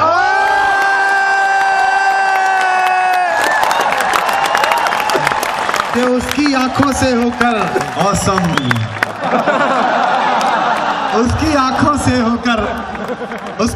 से होकर दिल तक जाना, रास्ते में मजा लेना। शेर सुना रहा हूं पढ़े कि उसकी आंखों से होकर दिल तक जाना, रास्ते में ये मैं खाना तो पड़ता है। मुझे पता नहीं कि आज हमने एक राजनीतिक पार्टी लॉन्च की है, इस सुरूर में सुना रहा हूं इतना सारा, या क्यों सुना रहा हूं, इतना सुनाता नहीं हूं, आप भी जानते हैं, इसलिए सुना रहा हूं कि महफिल महफिल मुस्काना तो पड़ता है, खुद ही खुद को समझाना तो पड़ता है, उसकी आंखों से होकर दिल तक जाना, रास्ते में ये मैं खाना तो पड़ता है, रास्ते में ये मैं खाना तो पड़ता है। शेर सुनिएगा, मैं आज भी लौट के जाता हूं और मेरी माँ घर पे आई होती है, मेरी माँ को आज तक यकीन नहीं है कि मैं कोई ढंग का काम करता हूँ। ज्यादा थकान में उसकी गोद में सिर रख दूं तो वो बालों में हाथ फिराते हुए कहती है कि बेटा तू भी पूरा इंजीनियर बन जाता तो रात रात भर क्यों गाने जाना पड़ता था। माँ है, समझती ऐसा ही है। मैं शेर सुना रहा हूं जिन्होंने मोहब्बत में खुद के लिए चाहे सिगरेटें तलाशी हैं, चाहे शराब तलाशी है, चाहे पढ़ना तलाशा है, चाहे कैरियर तलाशा है। मैं इनमें से किसी शौक में नहीं हूं, ना मैं सिगरेट पीता, ना शराब पीता, ना किसी और चीज में हूं, चूंकि मेरे एक जमाने में, जवानी में, एक वक्त में ये सोच लिया था कि तेरी आंखों की तौहीन है, तुम्हारी आंखों की तौहीन है, जरा सोचो तुम्हारा चाहने वाला शराब पीता है। तो मुझे तो वही आज तक नहीं उतरी, लेकिन मैं जैसा भी हूं आबाद बर्बाद। एक शेर सुना रहा हूं मोहब्बत वालों को, आखिरी इस गजल का। अब तक जितनी आपकी तालियां आई हो उससे ज्यादा आएंगी, मुझे उम्मीद है, मेरा दावा है कि महफिल महफिल मुस्काना तो पड़ता है। आदरणीय प्रोफेसर्स को, फैकल्टी पोजीशन को समर्पित करता हूं। महफिल महफिल मुस्काना तो पड़ता है, खुद ही खुद को समझाना तो पड़ता है, उसकी आंखों से होकर दिल तक जाना, रास्ते में ये मैखाना तो पड़ता है। सुनना पटियाला वालों कि तुझको पाने की कोशिश में खत्म हुए। खामोश मत रह जाना कि महफिल महफिल मुस्काना तो पड़ता है, तुझको पाने की कोशिश में खत्म हुए, इश्क में इतना जुर्माना तो पड़ता है। तुझको पाने की कोशिश में खत्म हुए, इश्क में इतना जुर्माना तो पड़ता है, महफिल महफिल मुस्काना तो पड़ता है। ऑसम, महफिल महफिल मुस्काना तो पड़ता है। बंबई में एक जगह है अंधेरी, मैं वहां पहली बार जब मैंने वहां फ्लैट लिया, और नींद आती नहीं है, बहुत दिन से नहीं आती, तब की उड़ी हुई आज तक नहीं आई। तो रात को 2-1 बजे मैं नीचे टहलने गया कि चलो मैं इस बिल्डिंग के कैंपस में घूम लूंगा। देखा तो लोग सीसीडी पर बैठे हैं, कॉफी पी रहे हैं, कुछ लोग निगाहें पी रहे हैं, बैठे हुए हैं, महफिल जमी हुई है। तो मैंने कहा यार अलग देश है ये तो, अंधेरी शब्द है और इतना जलवा। तो मैंने एक गजल कही, 2 शेर और सुना रहा हूं, सुनिएगा कि रंग दुनिया ने दिखाया है निराला, देखूं इसकी। बेटा तुमने बहुत अच्छी दाद दी और प्लेसमेंट नहीं मिला तो कॉलोनी वाले कुत्ता भगाने के काम में लगाएंगे। बहुत अच्छा तुम्हारा काम है, थोड़ा समझ कर दाद दो जरा। कि रंग दुनिया ने, हमको मत छेड़ो, हमसे तो वो जवाब नहीं दे पाते जिन्हें जवाबदारी के लिए दिल्ली में बिठाया था, चिंता मत करो। कि महफिल महफिल मुस्काना। अब सुनिएगा कि रंग दुनिया ने दिखाया, इस गजल की रदीफ है, इस गजल का तुक है देखूं। तो आप देखूं बोल सकते हैं जोर से कि रंग दुनिया ने दिखाया है निराला, देखूं। आदत मत डाल लेना। कि रंग दुनिया ने दिखाया है निराला, देखूं, रंग दुनिया ने दिखाया है निराला, देखूं। और आपकी तालियां उठे अगले मिसरे पे कि रंग दुनिया ने दिखाया है निराला, देखूं, है अंधेरे में उजाला तो उजाला, है अंधेरे में उजाला तो उजाला देखूं। जब आप इश्क कर रहे होते हैं किसी से तो आप ये सोचते हैं कि वो आपको देख रहा है, आप उसे देख रहे हैं, कोई किसी को नहीं देख रहा है, लेकिन ऐसा होता नहीं है, सब देख रहे होते हैं। अब शेर सुनिएगा कि रंग दुनिया ने दिखाया है निराला, देखूं, है अंधेरे में उजाला तो उजाला देखूं। ऐसा शेर ना सुना होगा आपने हिंदी में कि आईना रख दे, दिल धड़के तो बताइएगा कि आईना रख दे मेरे हाथ पे, आखिर मैं भी आईना रख दे। रंग दुनिया ने दिखाया है निराला, देखूं, है अंधेरे में उजाला तो उजाला देखूं। आईना रख दे मेरे हाथ पे, आखिर आखिर मैं भी, कैसा लगता है तेरा चाहने वाला।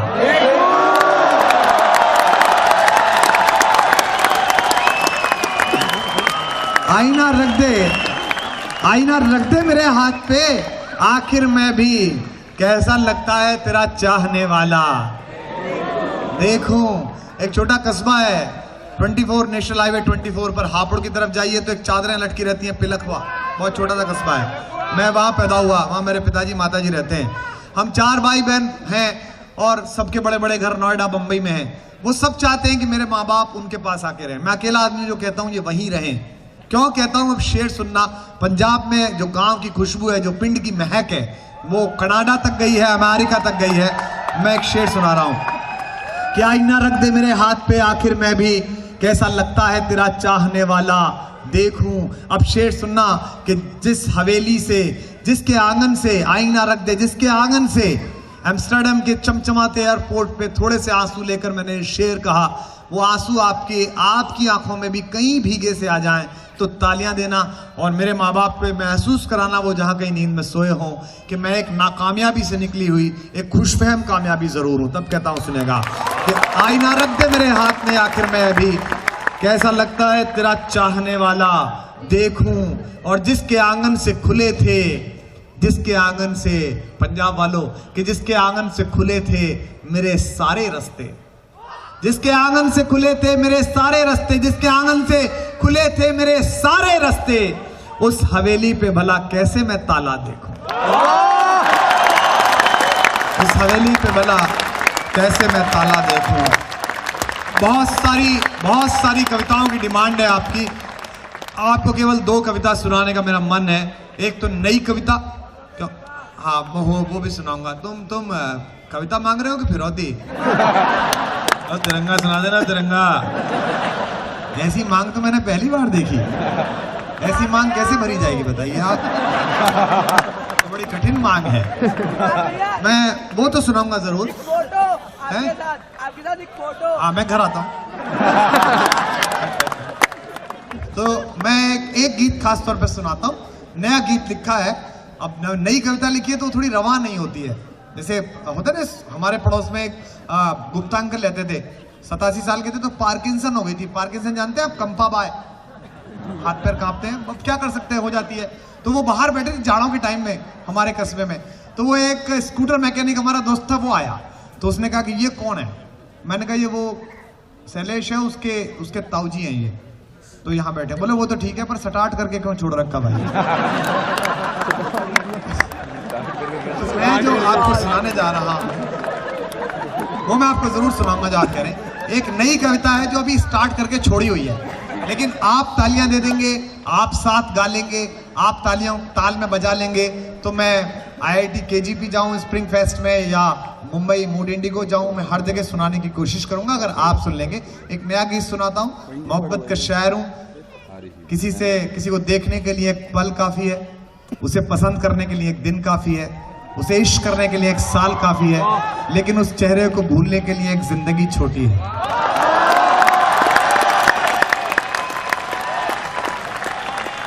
मैं उसी दौर की एक कविता सुनाता हूं। आजकल सुबह उठता हूं तो वो मैनेजर कहता है जी वो मीडिया वाले आ गए। वो पीछे भी ANI वाला आया हुआ है बाइक लेने के लिए। बोले जी मीडिया वाले आ गए। मैंने कहा हमने क्या कर दिया? बोले जी आपने कुछ नहीं करा, दिग्विजय सिंह ने ट्वीट कर दिया। अब आप इस पर कमेंट करो भाई। अपन नित्य नैमित्तिक क्रियाएं करते हैं, चिड़िया बीट करती है, ये ट्वीट करते हैं। अच्छा, कई तो ऐसे हैं दिग्विजय सिंह जैसे, उनके मुंह में ऐसा वाला सिम कार्ड है जिसमें आउट गोइंग है। और मुंह तो मैं शालीनता से कह रहा हूँ, मतलब ऐसा काम करके छोड़ रखा है सरकार ने। तो मैं एक गीत आपको सुना रहा हूँ। कोई बात नहीं, कल ताली बजा सकते हैं, कोई जल्दी नहीं, आराम से, अभी है फेस्टिवल। एक गीत सुना रहा हूँ जो आखिर वक्त तक साथ जाती है खुशबू, जिंदगी के पहले रिश्ते की, जो खून के रिश्ते से अलग होता है, उस रिश्ते का गीत सुनाता हूँ। हमारे 76 साल के कवि भारत भूषण जी ने लिखा था, कुछ आंसू बन गिर जाएंगे। आखिरी गीत लिखा था, कुछ आंसू बन गिर जाएंगे, कुछ दर्द चिता तक जाएंगे, उनमें ही कोई दर्द तुम्हारा भी होगा। हमारे उर्दू के बड़े शायर जॉन एलिया, जो हिंदुस्तान का था, पाकिस्तान चला गया था, जॉन ने कहा था कि कितने ऐश उड़ाते होंगे, कितने ऐश उड़ाते होंगे। मैं आपको सलाम करता हूं, आपकी मोहब्बतों को सलाम करता हूं। कोई नायक, कोई हीरो अपने आप नहीं बनता। जिसको ये भ्रम है उसकी टैलेंट ने बनाया वो मूर्ख है। रात के अंधेरे में हजारों लाखों लोगों ने गुनगुनाया होगा, तब जाकर मैं इस जगह खड़े होने के काबिल बना हूंगा। मुझे इस बात का कोई अहंकार नहीं है, क्योंकि मैं जानता हूं आज मैं हूं इस प्रकृति के बड़े चक्र में, कल कोई और यहां खड़ा होगा। हमारे घर का बड़ा कवि साहिर पहले ही कह गया है, जो पंजाब का बेटा था, कल और आएंगे नगमों की खिलती कलियां चुनने वाले, मुझसे बेहतर कहने वाले, तुमसे बेहतर सुनने वाले। लेकिन जॉन ने कहा कि कितने ऐश उड़ाते होंगे, कितने ऐश उड़ाते होंगे। मैं अपग्रेड कर रहा हूं, आप लोगों को लिटरेचर तक ला रहा हूं, क्योंकि विज्ञान आपका मस्तिष्क बना सकता है, लेकिन साहित्य है जो आपकी आत्मा बनाएगा, और उसके बिना आप नहीं जी सकते। तब कहता हूं कि कितने ऐश उड़ाते होंगे, कितने ऐश उड़ाते होंगे, कितने इतराते होंगे, जाने कैसे लोग वो होंगे जो उसको भाते होंगे। कितने ऐश उड़ाते होंगे, और कोशिश करना कि आपके हाथ खामोश रह जाएं। दावा करता हूं, हिम्मत हो तो कोशिश करना तालियां रोकने के अगले शेर पर, बड़े शायर के लिए, कि कितने ऐश उड़ाते होंगे, कितने इतराते होंगे, जाने कैसे लोग वो होंगे जो तुझको भाते होंगे। यार सुनो, यार सुनो, कुछ हाल सुनाओ उसकी कयामत बाहों के। कितने ऐश उड़ाते होंगे, कितने इतराते होंगे, जाने कैसे लोग वो होंगे जो तुझको भाते होंगे। यार सुनो, सुनो, कुछ हाल सुनाओ उसकी कयामत बाहों के। अजी वो जो सिमटते होंगे उनमें वो तो मर जाते होंगे।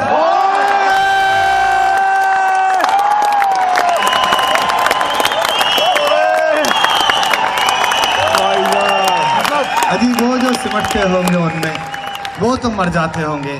मैं उसी याद का एक गीत सुना रहा हूं, पहली बार पढ़ रहा हूं बहुत दिन बाद, तो आपका साथ चाहता हूं, आपकी वाह, और जब पंक्ति पूरी हो जाए तो तालियों की ताल भी चाहता हूं। बहुत अच्छा आप सुन रहे हैं, शुक्रिया। सुनेगा कि हर बार तुम्हारा चेहरा, हर बार तुम्हारी आंखें, ऐसे नहीं, अब लड़के शायद अब दाद दें जो चुप रह गए। हर बार उसी का चेहरा, हर बार उसी की आंखें। और अगर लड़का सेक्टर 17 का हो तो हर बार किसी का चेहरा।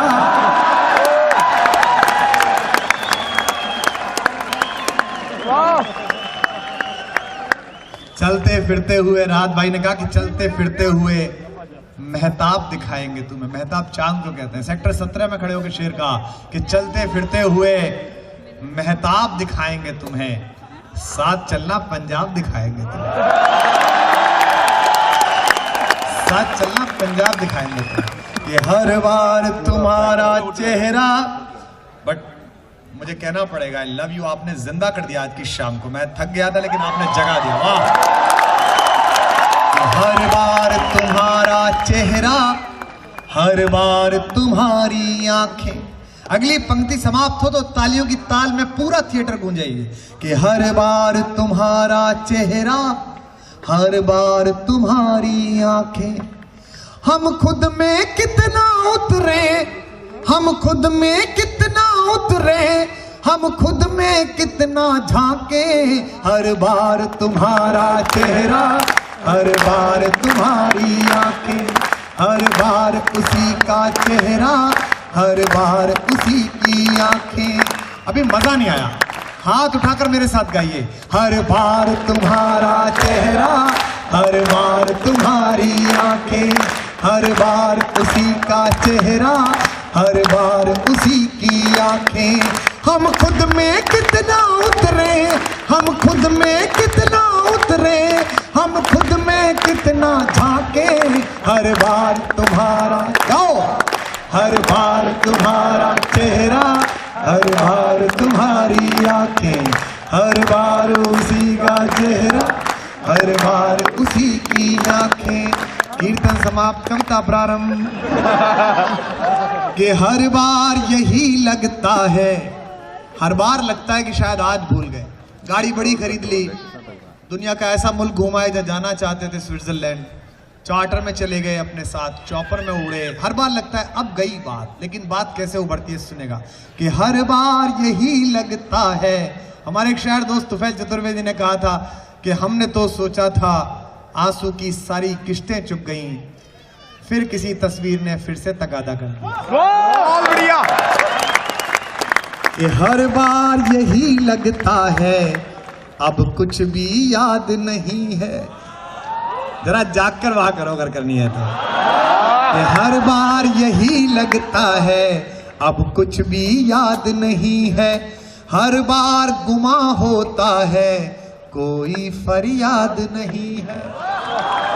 जो मांगा नहीं तो उससे ज्यादा मिल गया फिर भी। हर बार गुमा होता है कोई फरियाद नहीं है। हर बार उम्मीदों वाली सुबह आकर कहती हैं नया दिन नई ख्वाहिश और आपकी वाह। हर बार उम्मीदों वाली सुबह आकर कहती हैं तुमसे बाहर आने में अब कोई विवाद नहीं है। तुमसे बाहर आने में अब कोई विवाद नहीं है। कम से कम जो समझ जाए अगली पंक्ति उनके हाथ उठे हुए देखना चाहता हूं। तुमसे बाहर आने में अब कोई विवाद नहीं है। पर तभी फूट पड़ती है, पर तभी फूट पड़ती है आंखों के सूखे जल में। पर तभी फूट पड़ती है आंखों के सूखे जल में। हर बार तुम्हारी कौपल, हर बार तुम्हारी शाखें, हर बार तुम्हारी कौपल, हर बार तुम्हारी शाखें। गाइए तालियों के साथ। हर बार तुम्हारा चेहरा, हर बार तुम्हारी आंखें, हर बार उसी का चेहरा, हर बार उसी की आंखें। हम खुद में कितना उतरे, हम खुद में कितना उतरे, हम खुद में कितना झांके। हर बार तुम्हारा चेहरा, हर बार तुम्हारी आंखें। आखिरी बंद सुनिए। आपने नए गीत को भी बहुत मोहब्बत से सुना, मैं कोशिश करूंगा कि आपको ज्यादा सुनाऊं। सुनेगा कि हर बार हम ही ने गाया। हमसे लोगों ने कहा कि तुमको तो सब पसंद करते थे, कांग्रेसी भी, भाजपा वाले भी, सपा बसपा अकाली सभी फैन थे, सभी के मोबाइल में थे तुम। हमारे जूनियर बादल साहब, कोई भी हो, किसी का मोबाइल देख लीजिए, सबके पास है। फिर तुम क्यों खड़े हो गए रामलीला मैदान में? हमको समझाने भी आए थे आईबी के एक दोस्त कि वहां मत जाना, 5वें दिन भगदड़ हो सकती है, गोली चल सकती है। मैंने खुद को रात को आईने में देखा और एक गीत कहा जिसकी ये लाइन थी कि स्वर लय ताल छीन लो चाहे। मैं पंजाब में खड़ा हूं खुददार गुरुओं की जमीन पर। स्वर लय ताल छीन लो चाहे, प्राणों से भैरव गाएंगे। हम भी अगर नहीं बोले तो खुद को क्या मुंह दिखलाएं। हम भी अगर नहीं बोले तो तब कहता हूं सुनिए कि हर बार हम ही ने गाया।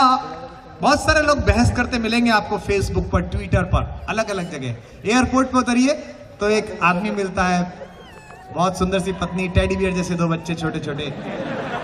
Kumar Vishwas ji, I am great fan of you. एक फोटो आपके साथ करा ले। हाँ जी फोटो कराइए। बेटा ये वो अंकल है, टीवी पे आते हैं ना वाले अंकल। बच्चा देख रहा है कि डिस्कवरी में आते हैं, एनिमल के पोगो में आता है, और वो समझा रहा है उसको। वो नहीं अन्ना हजारे जी के साथ है ना, अरविंद केजरीवाल। हाँ ठीक है, फोटो। उसके बाद कहता है और सर जी कैसा चल रहा है आपका आंदोलन? मैंने कहा रूस में चल रहा है। बोले मतलब? मैंने कहा तेरा तो है ही नहीं। दोस्तों, हो सकता है आप किसी से असहमत हो सकता है आप किसी के लिए लॉयल हो सकता है किसी पार्टी की सोच आपके मन में जाती हो, लेकिन मुल्क की इस बड़ी लड़ाई में किसी के भी साथ देना, जरूरी नहीं इन लोगों के साथ देना जिन्होंने आज पॉलिटिकल फ्रंट बनाया, किसी का भी साथ देना, पर साथ जरूर देना देश का। इसलिए देना, एक खराब टिप्पणी एक बड़े कैंपस में पढ़ रहा हूं, लेकिन गुस्सा है मन में, क्षोभ है, इसलिए पढ़ रहा हूं, और आप मेरी बात को बांट लेंगे शायद दुनिया तक, इसलिए पढ़ रहा हूं। इसलिए मिलकर रहना। दिन भर गली में रोटी पर, बोटी पर और कुतिया पर लड़ने वाले कुत्ते भी रात को गली में चोर घुसता है तो एक आवाज में भौंकते हैं। हमारे घर में तो डकैत घुसा हुआ है यार।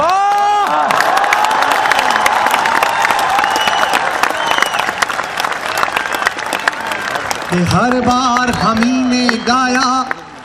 मैं जानता हूं मुझे नहीं मिलेगी पद्मश्री, मैं जानता हूं मुझे नहीं मिलेगी कोई अकादमी, मैं जानता हूं कभी राज्य उत्सव में कभी नहीं मिलेंगे, लेकिन जो मुझे मिला है वो उनको नहीं मिलेगा जिन्हें पद्मश्रियां मिलती हैं।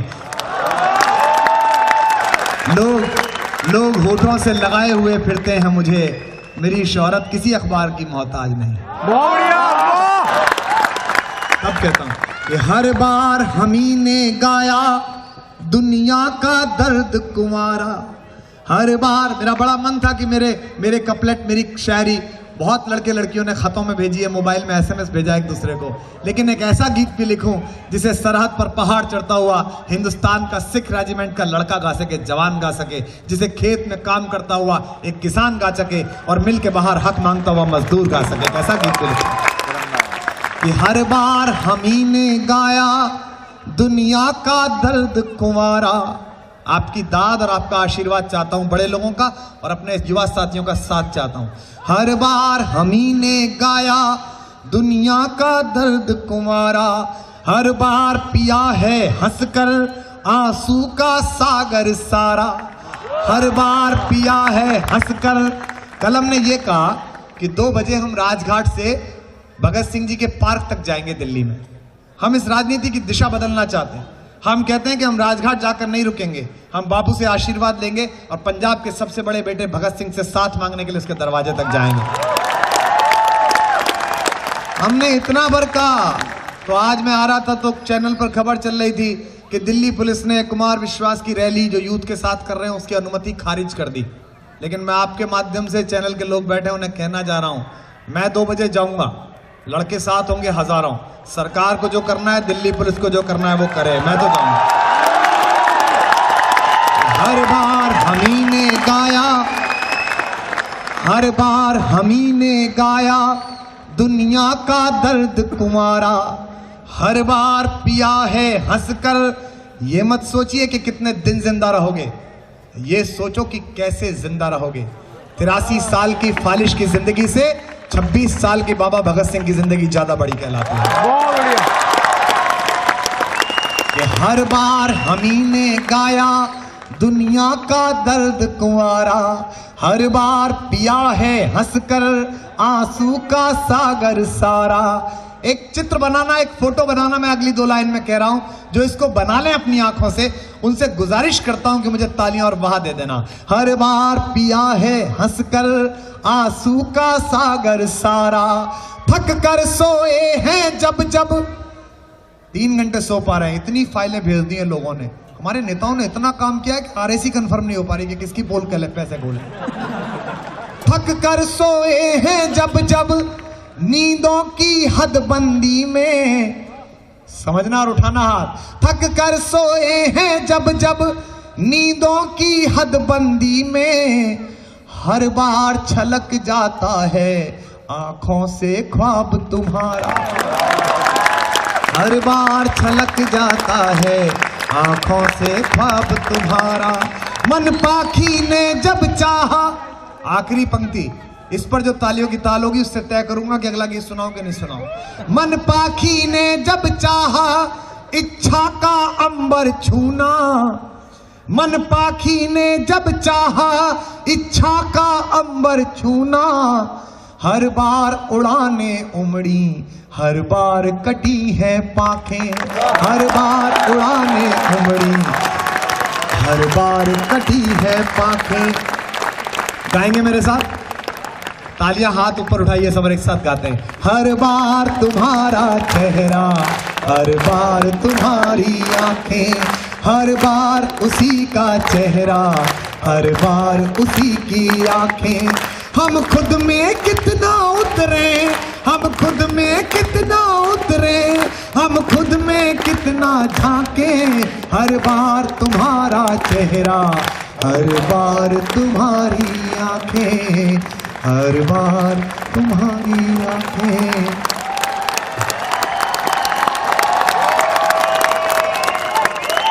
कि मैं जब भी तेज चलता हूँ नजारे छूट जाते हैं। ये बच्चे जो है ये रोज रात को इतने बजे तक जगते, बहुत परेशान करते होंगे फिर तो ये। नहीं, स्कूल नहीं जा पाते होंगे। तुम बदमाशी मत करो। कि मैं जब भी तेज चलता हूँ नजारे छूट जाते हैं। कोई जब रूप गढ़ता हूँ तो सांचे टूट जाते हैं। कोई जब सर आप इतना अच्छा सुन रहे हैं, आप मुझे पता नहीं आप किस डिपार्टमेंट से हैं, पर आपने मजा कर दिया सुनने में। मतलब मैं एक सफल आदमी के सिर पर दो ही महिलाएं हाथ फेरती हैं, एक उसकी माँ और एक उसकी पत्नी। माँ हाथ फेरती है तो बाल बढ़ते हैं जैसे मेरे बड़े, और पत्नी हाथ फेरती है तो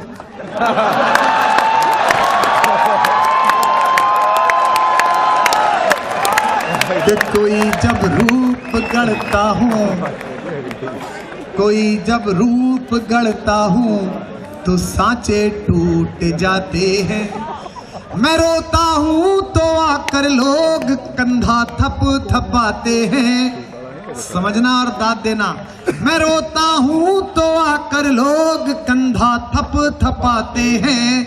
मैं हंसता हूँ तो मुझसे लोग अक्सर रूठ जाते हैं। मैं हंसता हूँ तो मुझसे लोग औसम। मैं हंसता हूँ तो मुझसे लोग। बुजुर्गों ने बहुत अच्छा सुनाया। इससे पता चलता है कि हिंदुस्तान का बुजुर्ग शरीर से कितना भी अटल बिहारी हो जाए, अंदर से एनडी तिवारी रहता है।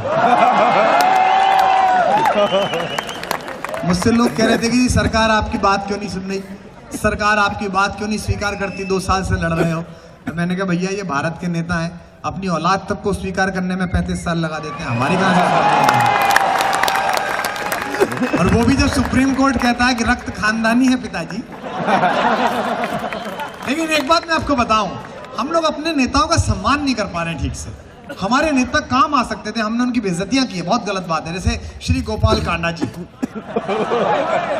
कस्टमर केयर का कितना बड़ा उदाहरण है वो। उनके पास एक जहाज है 75 सीट का और 250 एयर होस्टेस, हर आदमी के पीछे 3-3। सर क्या लेंगे सर, बताएं आप। सर आप बताएं सर, सर आप क्यों नहीं ले रहे सर, आप प्लीज सर आप बताइए। इसे कहते हैं कस्टमर केयर। दुनिया के और किसी मुल्क में होते तो अवार्ड मिल जाता उन्हें, जैसे एनडी तिवारी जी। अगर वो दुनिया के और किसी मुल्क में होते तो च्यवनप्राश का विज्ञापन क्या करते, तिवारी छाप च्यवनप्राश, एक चम्मच खाएं और काम पे लग जाए, चले जाओ। लेकिन हम उनका सम्मान कर नहीं पाए, हमें बहुत दुख है। मैं आपको एक गीत सुनाता हूं, और इसलिए सुनाता हूं कि पिछले 1.5 घंटे से ज्यादा आप कविताएं सुन रहे हैं। दोस्तों, मुंबई में एक महानायक 200 करोड़ की फिल्म बनाते हैं, 3000 आदमी 1.5 साल तक शूटिंग करते हैं, अल्लाह मचता है। उसके बाद फिल्म रिलीज होती है रावण। देखने जाओ तो मेघनाथ नहीं निकलते। बोले साहब वो 18 देशों की पुलिस इनका पीछा कर रही है, मैं भी कर रहा हूँ, 250 रुपए वापस करिए। मैं ये नहीं कह रहा कि वो लोग अच्छा काम करते हैं, मैं ये कहता हूँ कि सम्मोहन का सबसे बड़ा नाम इस देश में आज भी श्री अमिताभ बच्चन जी हैं। सामर्थ्य का सबसे बड़ा नाम आज भी सचिन तेंदुलकर हैं। सौंदर्य का सबसे बड़ा नाम बाहर से आई हुई एक कन्या है, कैटरीना कैफ साहिबा। लेकिन थापर अपने आप में बहुत माइटी इंस्टीट्यूशन है, इसके बाद बहुत स्पॉन्सर है सामने दिख रहे हैं। अगले साल इन तीनों को इस मंच पर लाकर खड़ा करिए। तीनों के सम्मोहन, सौंदर्य और सामर्थ्य में इतना जादू नहीं है कि हजारों लोगों को 2 घंटे रोकें। ये हिंदी की कविता का चमत्कार है कि आप लोग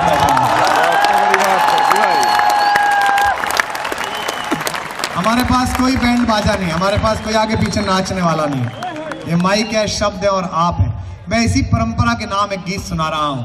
यहाँ हमारे पगड़ीधारी दोस्त बैठे हैं। दिल्ली में जब कोई नारा लगाता है, मैं देखता हूँ बुद्धिजीवी नारे लगाते हैं, हिंदू मुस्लिम सिख ईसाई आपस में सब भाई भाई।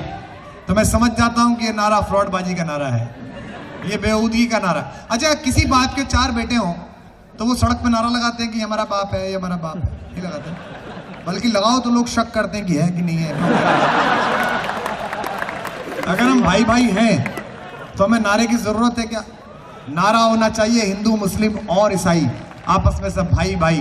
क्योंकि सरदार तो हमारे परिवार का वो बड़ा बेटा था कि जब हम संकट में थे तो इन्हें पकड़ी और तलवार दे दी, तो इनकी वजह से हिंदुस्तान और हिंदुत्व बस।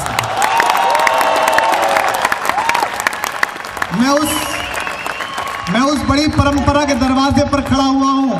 दोस्तों, मैं जहां रहता हूं, जहां मैंने घर बनाया है, गाजियाबाद में इंडन नदी से थोड़ा किनारे पर, आज से 1857 में बहादुर शाह जफर रंगून ले जाया गया था। तो उसी पुल पर बहादुर शाह जफर का पहला पड़ाव हुआ था। उसकी कस्टडी दी गई थी दूसरे अंग्रेज को रंगून पहुंचाने के लिए अंग्रेज सेनाओं द्वारा। बहुत ध्यान से सुनना, एक बात बता रहा हूं आपको। जिसको कस्टडी दी गई थी उस अंग्रेज सार्जेंट का नाम था फिलिप्स। वो हिंदुस्तान में पैदा हुआ था, आगरा में। उसके पिताजी यहाँ पर सार्जेंट थे। उर्दू का शायरी करने का शौक था। उसे पता था कि जफर भी शायरी करते हैं, तो उन्होंने मजाक करते हुए जफर से कहा, 22 साल का लड़का था बहादुर शाह जफर, 87 साल का बूढ़ा शेर हिंदुस्तान का, जिसके दोनों बेटों की गर्दनें काट के तश्तरी में पेश की मुगलों ने, अंग्रेजों ने। उसने कहा बहादुर शाह जफर से कि दमदमे में दम नहीं। दमदमा वो जगह है जहां हमारी तोपें रखी जाती थी, हिंदुस्तान के हथियार रखे जाते थे। मजाक उड़ाया हिंदुस्तान का उस अंग्रेज ने, कहा कि दमदमे में दम नहीं, अब खैर मांगो जान की, ए जफर ठंडी हुई शमशीर हिंदुस्तान की। तो उस बूढ़े बादशाह जफर ने उसी वक्त एक शेर बनाकर उसे सुनाया और कहा कि गाजियों में बू रहेगी जब तलक ईमान की, तख्ते लंदन तक चलेगी तेग हिंदुस्तान की।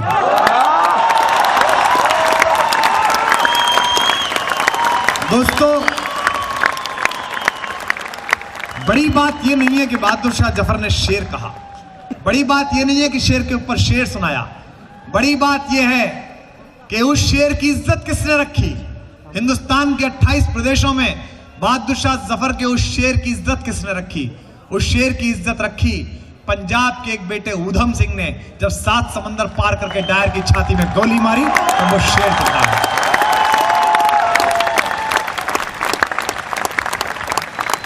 पूछा था अंग्रेज न्यायाधीश ने पूछा था, अंग्रेज न्यायाधीश ने पूछा ऊधम से, वो उसके घर कुक का काम करता था जनरल डायर के घर पर। उसने कहा तुम तो 7-8 महीने से कुक का काम करते थे, जहर देकर मार सकते थे।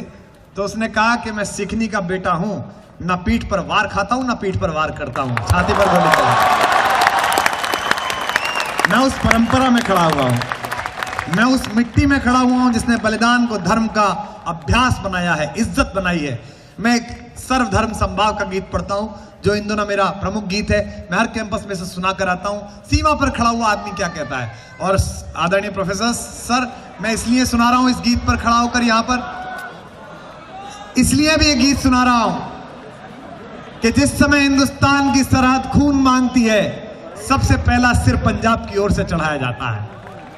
सबसे पहला सिर आप चढ़ाते हैं, सबसे पहले सिख रेजिमेंट जाती है, पंजाब बटालियन जाती है। मैं श्रीनगर गया था, तो श्रीनगर में एक फिरन बेचने वाला था, मैंने उससे पूछा कि बाकी देख के मारते हैं ना।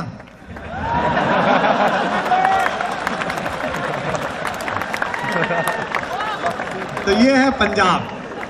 मैं उसी सिक्खी की परंपरा के नाम एक गीत सुना रहा हूं, इस मोहब्बत का, इस एकता का। इस मजमे में इस्लाम मानने वाले लोग होंगे, क्रिश्चियनिटी मानने वाले लोग होंगे, और हमारे पगड़ीधारी तो है ही, हिंदू हैं। मैं गीत सुनाता हूं, सुनिएगा।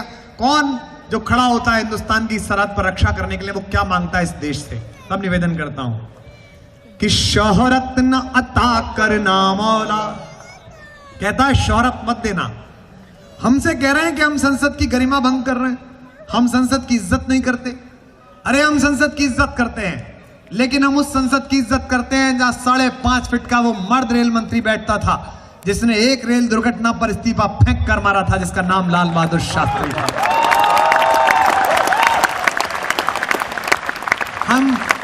हम उस संसद की इज्जत करते हैं जहां वो लौह महिला श्रीमती इंदिरा गांधी बैठती थी, जिसने एक देश का भूगोल बदलकर उस देश का इतिहास बदल दिया था। हम उस संसद का सम्मान करते हैं जहां कवियों के वंश का बड़ा बेटा पंडित अटल बिहारी वाजपेयी, उसने एक वोट खरीदकर सरकार बचाने से यह कहकर मना कर दिया था कि अगर वोट खरीदकर सरकार बचती हो तो ऐसी सरकार को मैं चिमटे से छूने से मना करता हूं। लेकिन हम उस संसद का सम्मान नहीं करते जहां राजा कलमाडी जैसे चोर और लालू जैसे जोकर बैठते हो। तब पंक्तियां सुनाता हूं, सुनेगा। वहां करना क्या मांगता है सीमा पर खड़ा आदमी। आखिरी कविता सुना रहा हूं कि शोहरत न अता करना मौला। कहता है शोहरत मत देना। क्या देना? हर पंक्ति पर आपकी वाक की ग्रेटिट्यूड बढ़ती चले कि शोहरत न अता करना मौला, दौलत न अता करना मौला। मुझसे कहा कि साहब आप बिग बॉस में क्यों नहीं गए? वो मेरे पीछे पड़े रहे, सर अब की साल तो चलिए। सोनू भाई का भी फोन आया, यूथ ओरिएंटेड है, आप आएंगे तो अच्छा होगा। इतने सारे लोग बिग बॉस में गए, मुझे किसी से आपत्ति नहीं है, मेरा दर्द आपके एक सांसद को लेकर है। आपको हमने इसलिए चुना था कि आप 24 घंटे अमृतसर की जनता को दिखाई दें, इसलिए नहीं कि कुछ करोड़ रुपयों के लिए आप अंदर जाकर लोगों में घुस जाएं जिनकी कोई इज्जत नहीं कि शोहरत न अता करना मौला। वो हमारी ब्रांड मैनेजर हमसे बोली सर जरूर चले जाइए। मैंने कहा क्या फायदा होगा कुछ करोड़ रुपए के अलावा? बोले नहीं फेस वैल्यू बढ़ जाएगी। मैंने कहा वो तो मुझसे ज्यादा हज के कुत्ते की है। उसने कौन सा बड़ा देश में परिवर्तन कर लिया? थापर वालों, जिंदगी सिर्फ फेस वैल्यू से नहीं चलती, जिंदगी में थोड़ी ग्रेस वैल्यू भी चाहिए, वो भी चाहिए बहुत जरूरी। शोहरत न अता करना मौला, दौलत न अता करना मौला। पूरे मजमे की वार हाथ खोलिए अगर सच्चे हिंदुस्तानियों के लिए बात पर। दौलत न अता करना मौला, बस इतना अता करना चाहे जन्नत न अता करना मौला। क्या बस इतना अता करना चाहे जन्नत न अता करना मौला। शम्मे वतन की लो पर जब, अगर हिंदुस्तानी है तो इस बार मेरे साथ आ जाना। शम्मे वतन की लो पर जब कुर्बान पतंगा हो, शम्मे वतन की लो पर जब कुर्बान पतंगा हो, होठों पर गंगा हो हाथों में तिरंगा हो, होठों पर गंगा हो हाथों में तिरंगा हो। शोहरत न अता करना मौला, दौलत न अता करना मौला, बस इतना अता करना चाहे जन्नत न अता करना मौला। शम्मे वतन की लो पर जब, शम्मे वतन की लो पर जब कुर्बान पतंगा हो, होठों पर गंगा, जोर से गाओ, होठों पर गंगा हो हाथों में तिरंगा हो, होठों पर गंगा हो हाथों में तिरंगा हो। बंद सुना रहा हूं, सुनेगा कि बस एक सदा ही सुने सदा। हिंदुस्तान क्या है? थापर की बिल्डिंग, लाल किला, संसद नहीं। 1/125 करोड़ हिंदुस्तान मैं हूं, 1/125 करोड़ हिंदुस्तान आप हैं। मैं अच्छा कवि बन जाऊं, आप अच्छे इंजीनियर बन जाएं, हमारे हिस्से का हिंदुस्तान बनना शुरू हो जाएगा। तब कहता हूं, सुनेगा कि बस ये एक सदा ही सुने सदा, बर्फीली मस्त हवाओं में। थापर वालों, मेरे साथ के दोस्तों, अगर किसी चेहरे से मोहब्बत हो जाए तो आदमी कुमार विश्वास बन जाता है, लेकिन अगर काम से मोहब्बत हो जाए तो एपीजे अब्दुल कलाम बन जाता है। कि बस ये एक सदा ही सुने सदा, बर्फीली मस्त हवाओं में। कौन है सोनू? कि बस ये एक सदा ही सुने सदा, बर्फीली मस्त हवाओं में।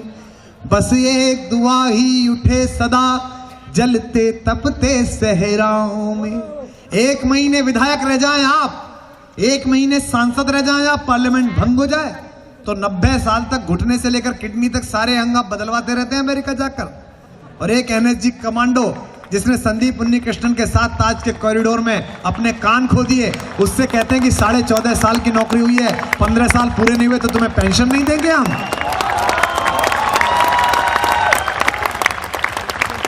और मंत्री जी के पास गए शहीदों की विधवाओं का प्रतिनिधि मंडल, तो उड़ीसा के एक अहंकारी मंत्री ने मिलने से मना कर दिया, ये कह के कि 10-10 लाख दे तो दिए।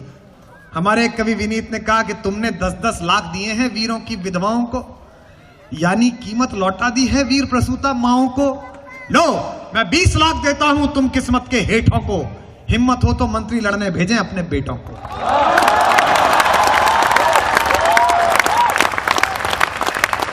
वो मुख्यमंत्री बनेंगे, आपके बेटे हैं तो मुख्यमंत्री बनेंगे, किसान का बेटा है तो गोली खाएगा। और अफजल गुरु और पकड़ा जाएगा तो फारूक अब्दुल्ला कहेंगे कि अफजल गुरु को फांसी लग गई तो कश्मीर में उसके दुष्परिणाम झेलने पड़ेंगे। अरे देश में होना यह चाहिए कि गद्दार का कोई मजहब नहीं।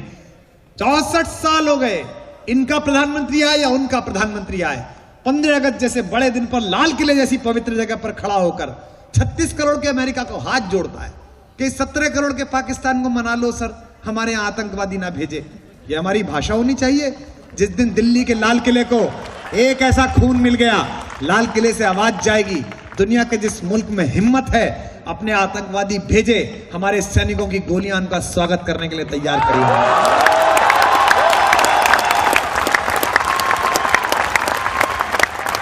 पहले तय करो कि बस ये एक सदा ही सुने सदा। पहले तय करो कि अहिंसक हो कि नपुंसक हो, कि बस ये एक सदा ही सुने सदा बर्फीली मस्त हवाओं में, बस ये एक दुआ ही उठे सदा जलते तपते सहराओं में। दो पंक्ति तिरंगे को याद रखना, लहराता हुआ तिरंगा पहली बार हाथों में आया है, वरना छुपा रहता था ऊपर। इन 2 सालों में पहली बार लड़के लड़कियां लेकर निकले हैं। लोग हमसे कहते हैं कि आपको मिला क्या? हम कहते हैं कि कुछ देशभक्ति के मंत्र यहां हमने आकर बांचे तो हैं, हम देशद्रोह के विषधर के फन पर चढ़कर नाचे तो हैं। और फिर 2 पंक्तियां सुनना, हम देशद्रोह के विषधर के स्टाइल स्टेटमेंट बदल गए। फटी कमीज और फटी हुई चप्पल वाला एक छोटा सा 5.5 फीट का लड़का रात को कहता है आईआईटी से पढ़ा हुआ कि कल एक चोर का नाम बताऊंगा, तो 250 चोर नींद की गोलियां लेके सोने लग गए। कि हम देशद्रोह के विषधर के फन पर चढ़कर नाचे तो हैं, भ्रष्टाचार के अंधड़ को आगे बढ़ ललकारा तो है, धीमा ही सही तमाचा पर इसके मुंह पर मारा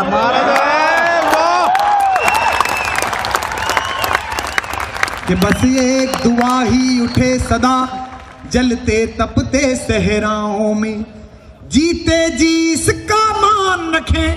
पंजाब में वहां नहीं मिली तो कहां मिलेगी? गरम खून के बीच पड़ रहा हूं। जीते जी इसका मान रखें, मर कर मर्यादा याद रहे, हम रहे कभी ना रहे मगर इसकी सज धज आबाद रहे। गोधरा न हो गुजरात न हो, न गोधरा जैसी क्रिया हो न गुजरात जैसी प्रतिक्रिया हो, दोनों ही खराब है। गोधरा न हो गुजरात न हो, इंसान नंगा हो, होठों पर गंगा हो, हाथों में तिरंगा, पीछे तक, होठों पर गंगा हो, हाथों में तिरंगा हो, होठों पर गंगा हो, हाथों में तिरंगा हो।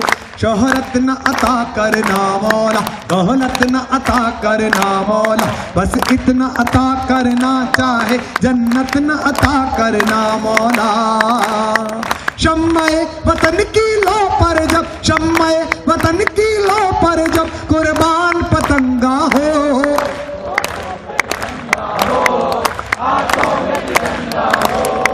होठों पर गंगा हो। आखिरी मन सुनाता हूं, बदलेगा, आप चिंता मत करिए।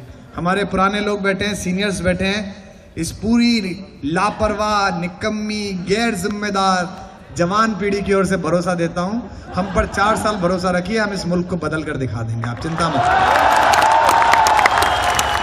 निवेदन करता हूं सुनेगा कि गीता का ज्ञान सुने न सुने, इस धरती का यशगान सुने। हिंदू हो सकते हैं, मुसलमान हो सकते हैं, सिख हो सकते हैं, ईसाई हो सकते हैं, लेकिन क्या करना है तब कहता हूं गीता का ज्ञान। सर मैं हर साल जाता हूं विदेश में, कुछ देशों में, अब तो कम 2 साल से कर दिया आंदोलन के चक्कर में। मैं पिछली साल जब अमेरिका गया, उससे पहले जब पहली बार गया था, ओबामा जीते थे, 1 साल हुआ था उनको। अभी ओबामा दोबारा जीते तो हमारे चैनल ऐसे बावले हो गए जैसे रामकिशोर की गाय ने बछिया दे दी हो। जीत गए ओबामा जीत गए। अबे तुम्हें क्या मिल गया इसके जीतने से? लेकिन सब अजीब काम है, ये अंतर है हमारे और उनके प्रधानमंत्री और राष्ट्रपति में। ओबामा जीते तो उन्होंने सबसे पहला धन्यवाद अपनी पत्नी मिशेल को दिया, और हमारे सरदार जी प्राइम मिनिस्टर बने तो उन्होंने पहला धन्यवाद सोनिया गांधी को दिया। मेरी समझ में नहीं आया यार, आपके घर में भी गुरुशरण कौर है, उनको धन्यवाद दो, उनकी कितनी हिम्मत है। उनका इंटरव्यू छपा था कि हमारे 55 साल के जीवन में इन्होंने कभी मेरे सामने मुंह नहीं खोला। मैंने कहा तो आप तो अपनी है तो दूसरे की पत्नी के आगे नहीं खोलते, कैसी बात कर रहे हो आप? अच्छा, मैं गया तो वो हमारे एक डॉक्टर दोस्त है वॉशिंगटन में, डॉक्टर एस के अग्रवाल, हरियाणा के हैं, हाँसी के बड़े डॉक्टर है, कार्डियोलॉजिस्ट है। उन्होंने अपने घर में डिनर दिया कि भाई कुमार विश्वास आए तो एक डिनर करते हैं। डॉक्टर्स को बुलाया तो एक डॉक्टर से परिचय कराया। ये डॉक्टर मेहरोत्रा हैं, कपूरथला के हैं, प्रेसिडेंट ओबामा के पर्सनल डॉक्टर्स में हैं। तो मैं बड़ा खुश हुआ, हिंदुस्तान का बेटा, पंजाब का बेटा, इतनी अच्छी जगह। मैंने उठ के हाथ मिलाया, सर बहुत अच्छा लगा आपसे मिलके। थोड़ी देर बाद एक दूसरा डॉक्टर आया, ये डॉक्टर गिल हैं, प्रेसिडेंट ओबामा के एनेस्थीसिस्ट हैं। मैं फिर खुश हुआ। फिर थोड़ी देर बाद ये डॉक्टर रजनी नैयर हैं, प्रेसिडेंट ओबामा की डाइटिशियन है। रात को 11 बजे 13वां डॉक्टर से परिचय कराया। ये डॉक्टर पांडे हैं, प्रेसिडेंट ओबामा के एनेस्थीसिस्ट हैं। तो मैंने पूछ लिया कि ज्यादा बीमार रहता है क्या भाई, इतने आदमी काम पे लगा रखे। अब बोले कुमार साहब आप थोड़ा सा मजाक सूझती है, आपको खुश होना चाहिए कि अमेरिका के राष्ट्रपति के 18 डॉक्टर्स की टीम में 13 भारतीय बेटे बेटियां हैं। ये हिंदुस्तान है। दुनिया के किसी मुल्क में जाइए, मेट्रो में बैठा हुआ पड़ोसी पूछता है from which country you are, और आप कहते हैं आई एम फ्रॉम इंडिया, तो वो कहता है Indians very good engineers, very good doctors, very good chartered accountants. मैं एक सपना देखता हूं कि आज से 4 साल बाद मैं दुनिया के किसी मुल्क में जाऊं, पड़ोस में बैठे आदमी मुझसे पूछें आप कहां के हैं, मैं कहूं आई एम फ्रॉम इंडिया, वो कहे India, very good leaders, very good politicians. अब दोस्तों कहता हूं, उन्होंने कहा कि प्रेसिडेंट ओबामा के 18 डॉक्टर्स की टीम में 13 भारतीय बेटे बेटियां, क्योंकि दुनिया जानती है कि अगर 19वीं शताब्दी इंग्लैंड की थी, 20वीं शताब्दी अमेरिका की थी, तो 21वीं शताब्दी हिंदुस्तान के बेटे बेटियों की है। ये सेंचुरी हमारी इतना भरोसा करता है। दुनिया के सबसे शक्तिशाली मुल्क का सबसे दबंग आदमी आपके बेटे बेटियों के हाथ से एनेस्थीसिया लेकर अपना शरीर छोड़ देता है कि करो मेरा इलाज। उनकी प्रतिभा के भरोसे, उनकी क्षमता के भरोसे इतना विश्वास करती है दुनिया आप पर, इस कैंपस के लड़के लड़कियों पर। लेकिन अगली बात जो कह रहा हूं, अभी तक आपने मजाक में, मजे में, लाफ्टर में, ह्यूमर में, रोमांस में तालियां बजाई, शायद पहली बार गुस्से में अब तक की सबसे ज्यादा तालियां उठेंगी दोस्तों। इसलिए मैं सो नहीं पाता आजकल, इसीलिए मैं सड़क पर रोज आंदोलन करता हूं। इतना भरोसा करती है दुनिया हमारे बेटे बेटियों पर, और हमारे देश की सबसे बड़ी नेता है, उन्हें जरा सी बीमारी हुई तो अमेरिका चली गई। आप हमारे बेटों पर भरोसा नहीं करती, और मैं आपके बेटे पर भरोसा करके देश सौंप दूं।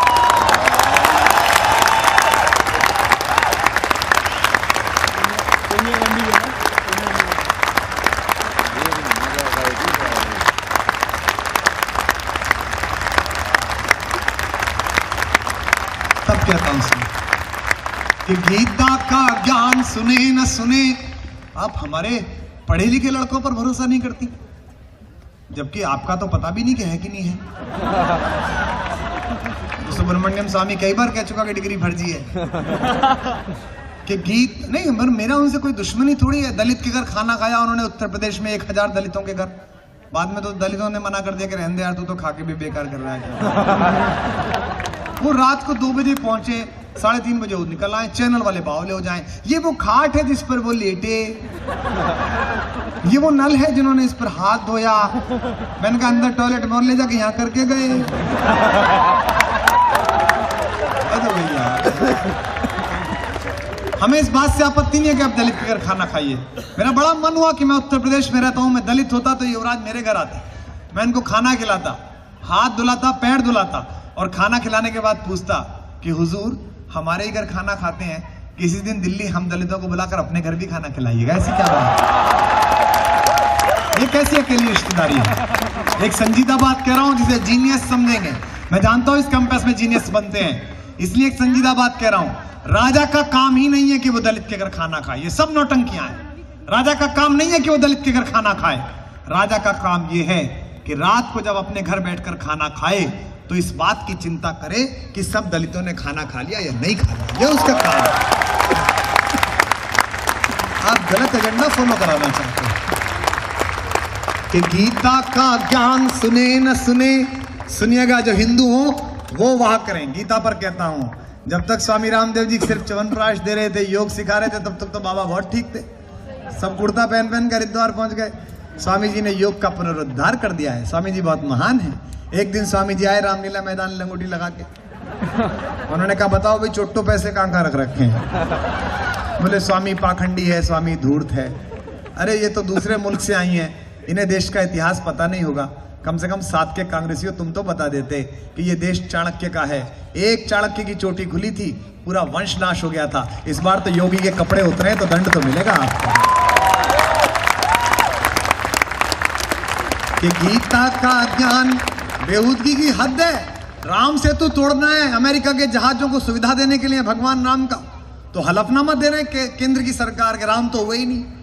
वो करुणानिधि वो कह रहे हैं कि राम हुए ही नहीं, खुद का नाम करुणानिधि। मैंने कहा अच्छा राम हुए नहीं और तुम हो गए। अबे तुम्हारा नाम ही करुणानिधि है, जो भगवान राम का नाम है, करुणा निधान कहा जाता है उन्हें, तुम तो हो ही वो। फिर मेरे गुरुजी हैं, उन्होंने बताया कि बोले यार इसका एक तरफ का बाजार बंद है, उधर हो गए होंगे, इसको नहीं दिखे होंगे इसमें। बस राम के नर्सिंग होम का पता पूछ रही है सरकार, जिनकी खुद की वल्दियत पता नहीं वो भगवान राम का नर्सिंग होम पूछ रहे हैं। वाह। तब कहता हूं कि गीता का ज्ञान सुने न सुने, इस धरती का यशगान सुने। ये यहां पर आपके यहाँ भी होते हैं एग्जाम्स होते हैं, बड़े दुखी होते हैं आप। बहुत ज्यादा। मेरी बेटी डीपीएस में पढ़ती है, छोटी है बहुत, तो वो एक दिन रोती हुई आई घर पर। तो उसने कहा, मैंने कहा क्या हुआ बेटा? तो उसने कहा कि मेरे मैथमेटिक्स में 5 नंबर कम आए, 5 मार्क्स कम आए 100 में। मैंने कहा इसमें क्या रोने की बात है, मेरे तो आते ही 5 थे। उन्होंने तो पूरी जनरेशन का इतिहास ही बदल दिया हमारी का। और मेरी वाइफ ने कहा कि वो थोड़ा अंग्रेज मामला है, मतलब उसकी जिंदगी में एक ही मात ग्रामीण एलिमेंट में ही हूँ, बाकी सब वो सुफाया वफाया वेल यू नो। तो उसने मुझसे कहा कि ओके लेट मी डील। मैं पूछा हाँ भाई क्या हुआ? तो बच्चे ने बताया कि साहब वो मैंने प्लस लिखा था, इरेजर लग गया, मैडम ने उसको माइनस समझ लिया, इसलिए 5 मार्क्स कट गए। ये इस देश की परीक्षा पद्धति है कि एक छोटे अबोध शिशु की आंख में आंसू दे सकते हैं आप, लेकिन 5 नंबर नहीं दे सकते। कोई बात नहीं, लेकिन मेरा सवाल दूसरा है। मेरा सवाल यह है कि एक छोटे बच्चे के 5 नंबर काट कर आप उसकी आंख में आंसू डाल सकते हैं, ठीक है, ये होती होगी परीक्षा पद्धति, लेकिन हिंदुस्तान जैसे 125 करोड़ के बड़े मुल्क का विदेश मंत्री यूनाइटेड नेशंस जैसे बड़े मंच पर दोपहर के समय इतने नशे में था कि 5 मिनट तक पुर्तगाल के विदेश मंत्री का भाषण पढ़ता रहा, उसका एक भी नंबर नहीं काटा आपने बुलाकर, उससे नहीं पूछा कि तू क्या करता रहा। इसलिए सोचना शुरू करिए, जागना शुरू करिए, वक्त है कि गीता का ज्ञान सुने न सुने, इस धरती का यशगान सुने। अब वो जीजा जी कह रहे हैं कि हमने व्यापार करा जी, इसलिए हमारे पास पैसे आ गए। हमने कहा हम मानने आपके पास 300 करोड़ आ गए, लेकिन जरा ये वाला फार्मूला इन सालों को भी समझा दो, ये भी कमा लेंगे। जीजा जी ऐसी क्या बात है? बोले आप बदतमीज हैं, आपको कोर्ट में जाना चाहिए। हद हो गई यार, हम तो आपसे विनम्रता से पूछ रहे हैं, आप हमारे मान हैं, मान पक्ष की ओर से हैं, आपके पैर छुएंगे। उन्होंने कहा मैंगो पीपल हैं, इनको ह्यूमर समझ में नहीं आता। दीज इंडियन मैंगो पीपल्स, इनको ह्यूमर समझ नहीं आता। मैंने कहा जिया जी बताओ कौन से देश में जाना, टिकट मैं करा दूं। अगर भारत से ज्यादा ही दिक्कत है आपको तो किसी दूसरे देश में चले जाओ, इतने सारे लोग पड़े हुए वहां चले जाओ, उसमें क्या कष्ट है? क्यों इन खराब और जाहिल लोगों में जिंदगी बिता रहे हो? लेकिन ध्यान रख के प्रधानमंत्री जी कहते हैं कि पैसे पेड़ पे नहीं लगते। इस बार आना, वोट भी पेड़ पे नहीं लगती, ले तोड़ खास तोड़ेगा। चल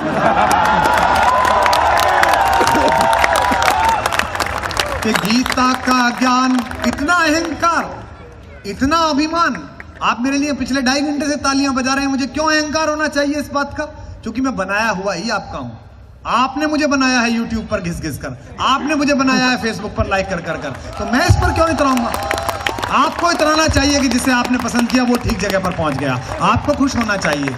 आपको इतना अहंकार। ये पंजाब है, यहां जब कहा गुरुजी से कि अटक है सामने, तो गुरुजी ने कहा सब है भूमि गोपाल की, या में अटक कहा, और पहला घोड़ा खुद का कुताया उस नदी में।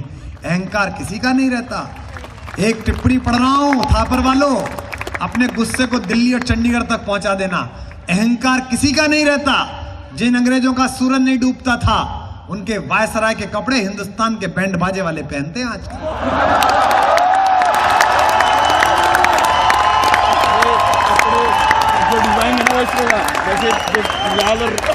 के गीता का ज्ञान सुने न सुने।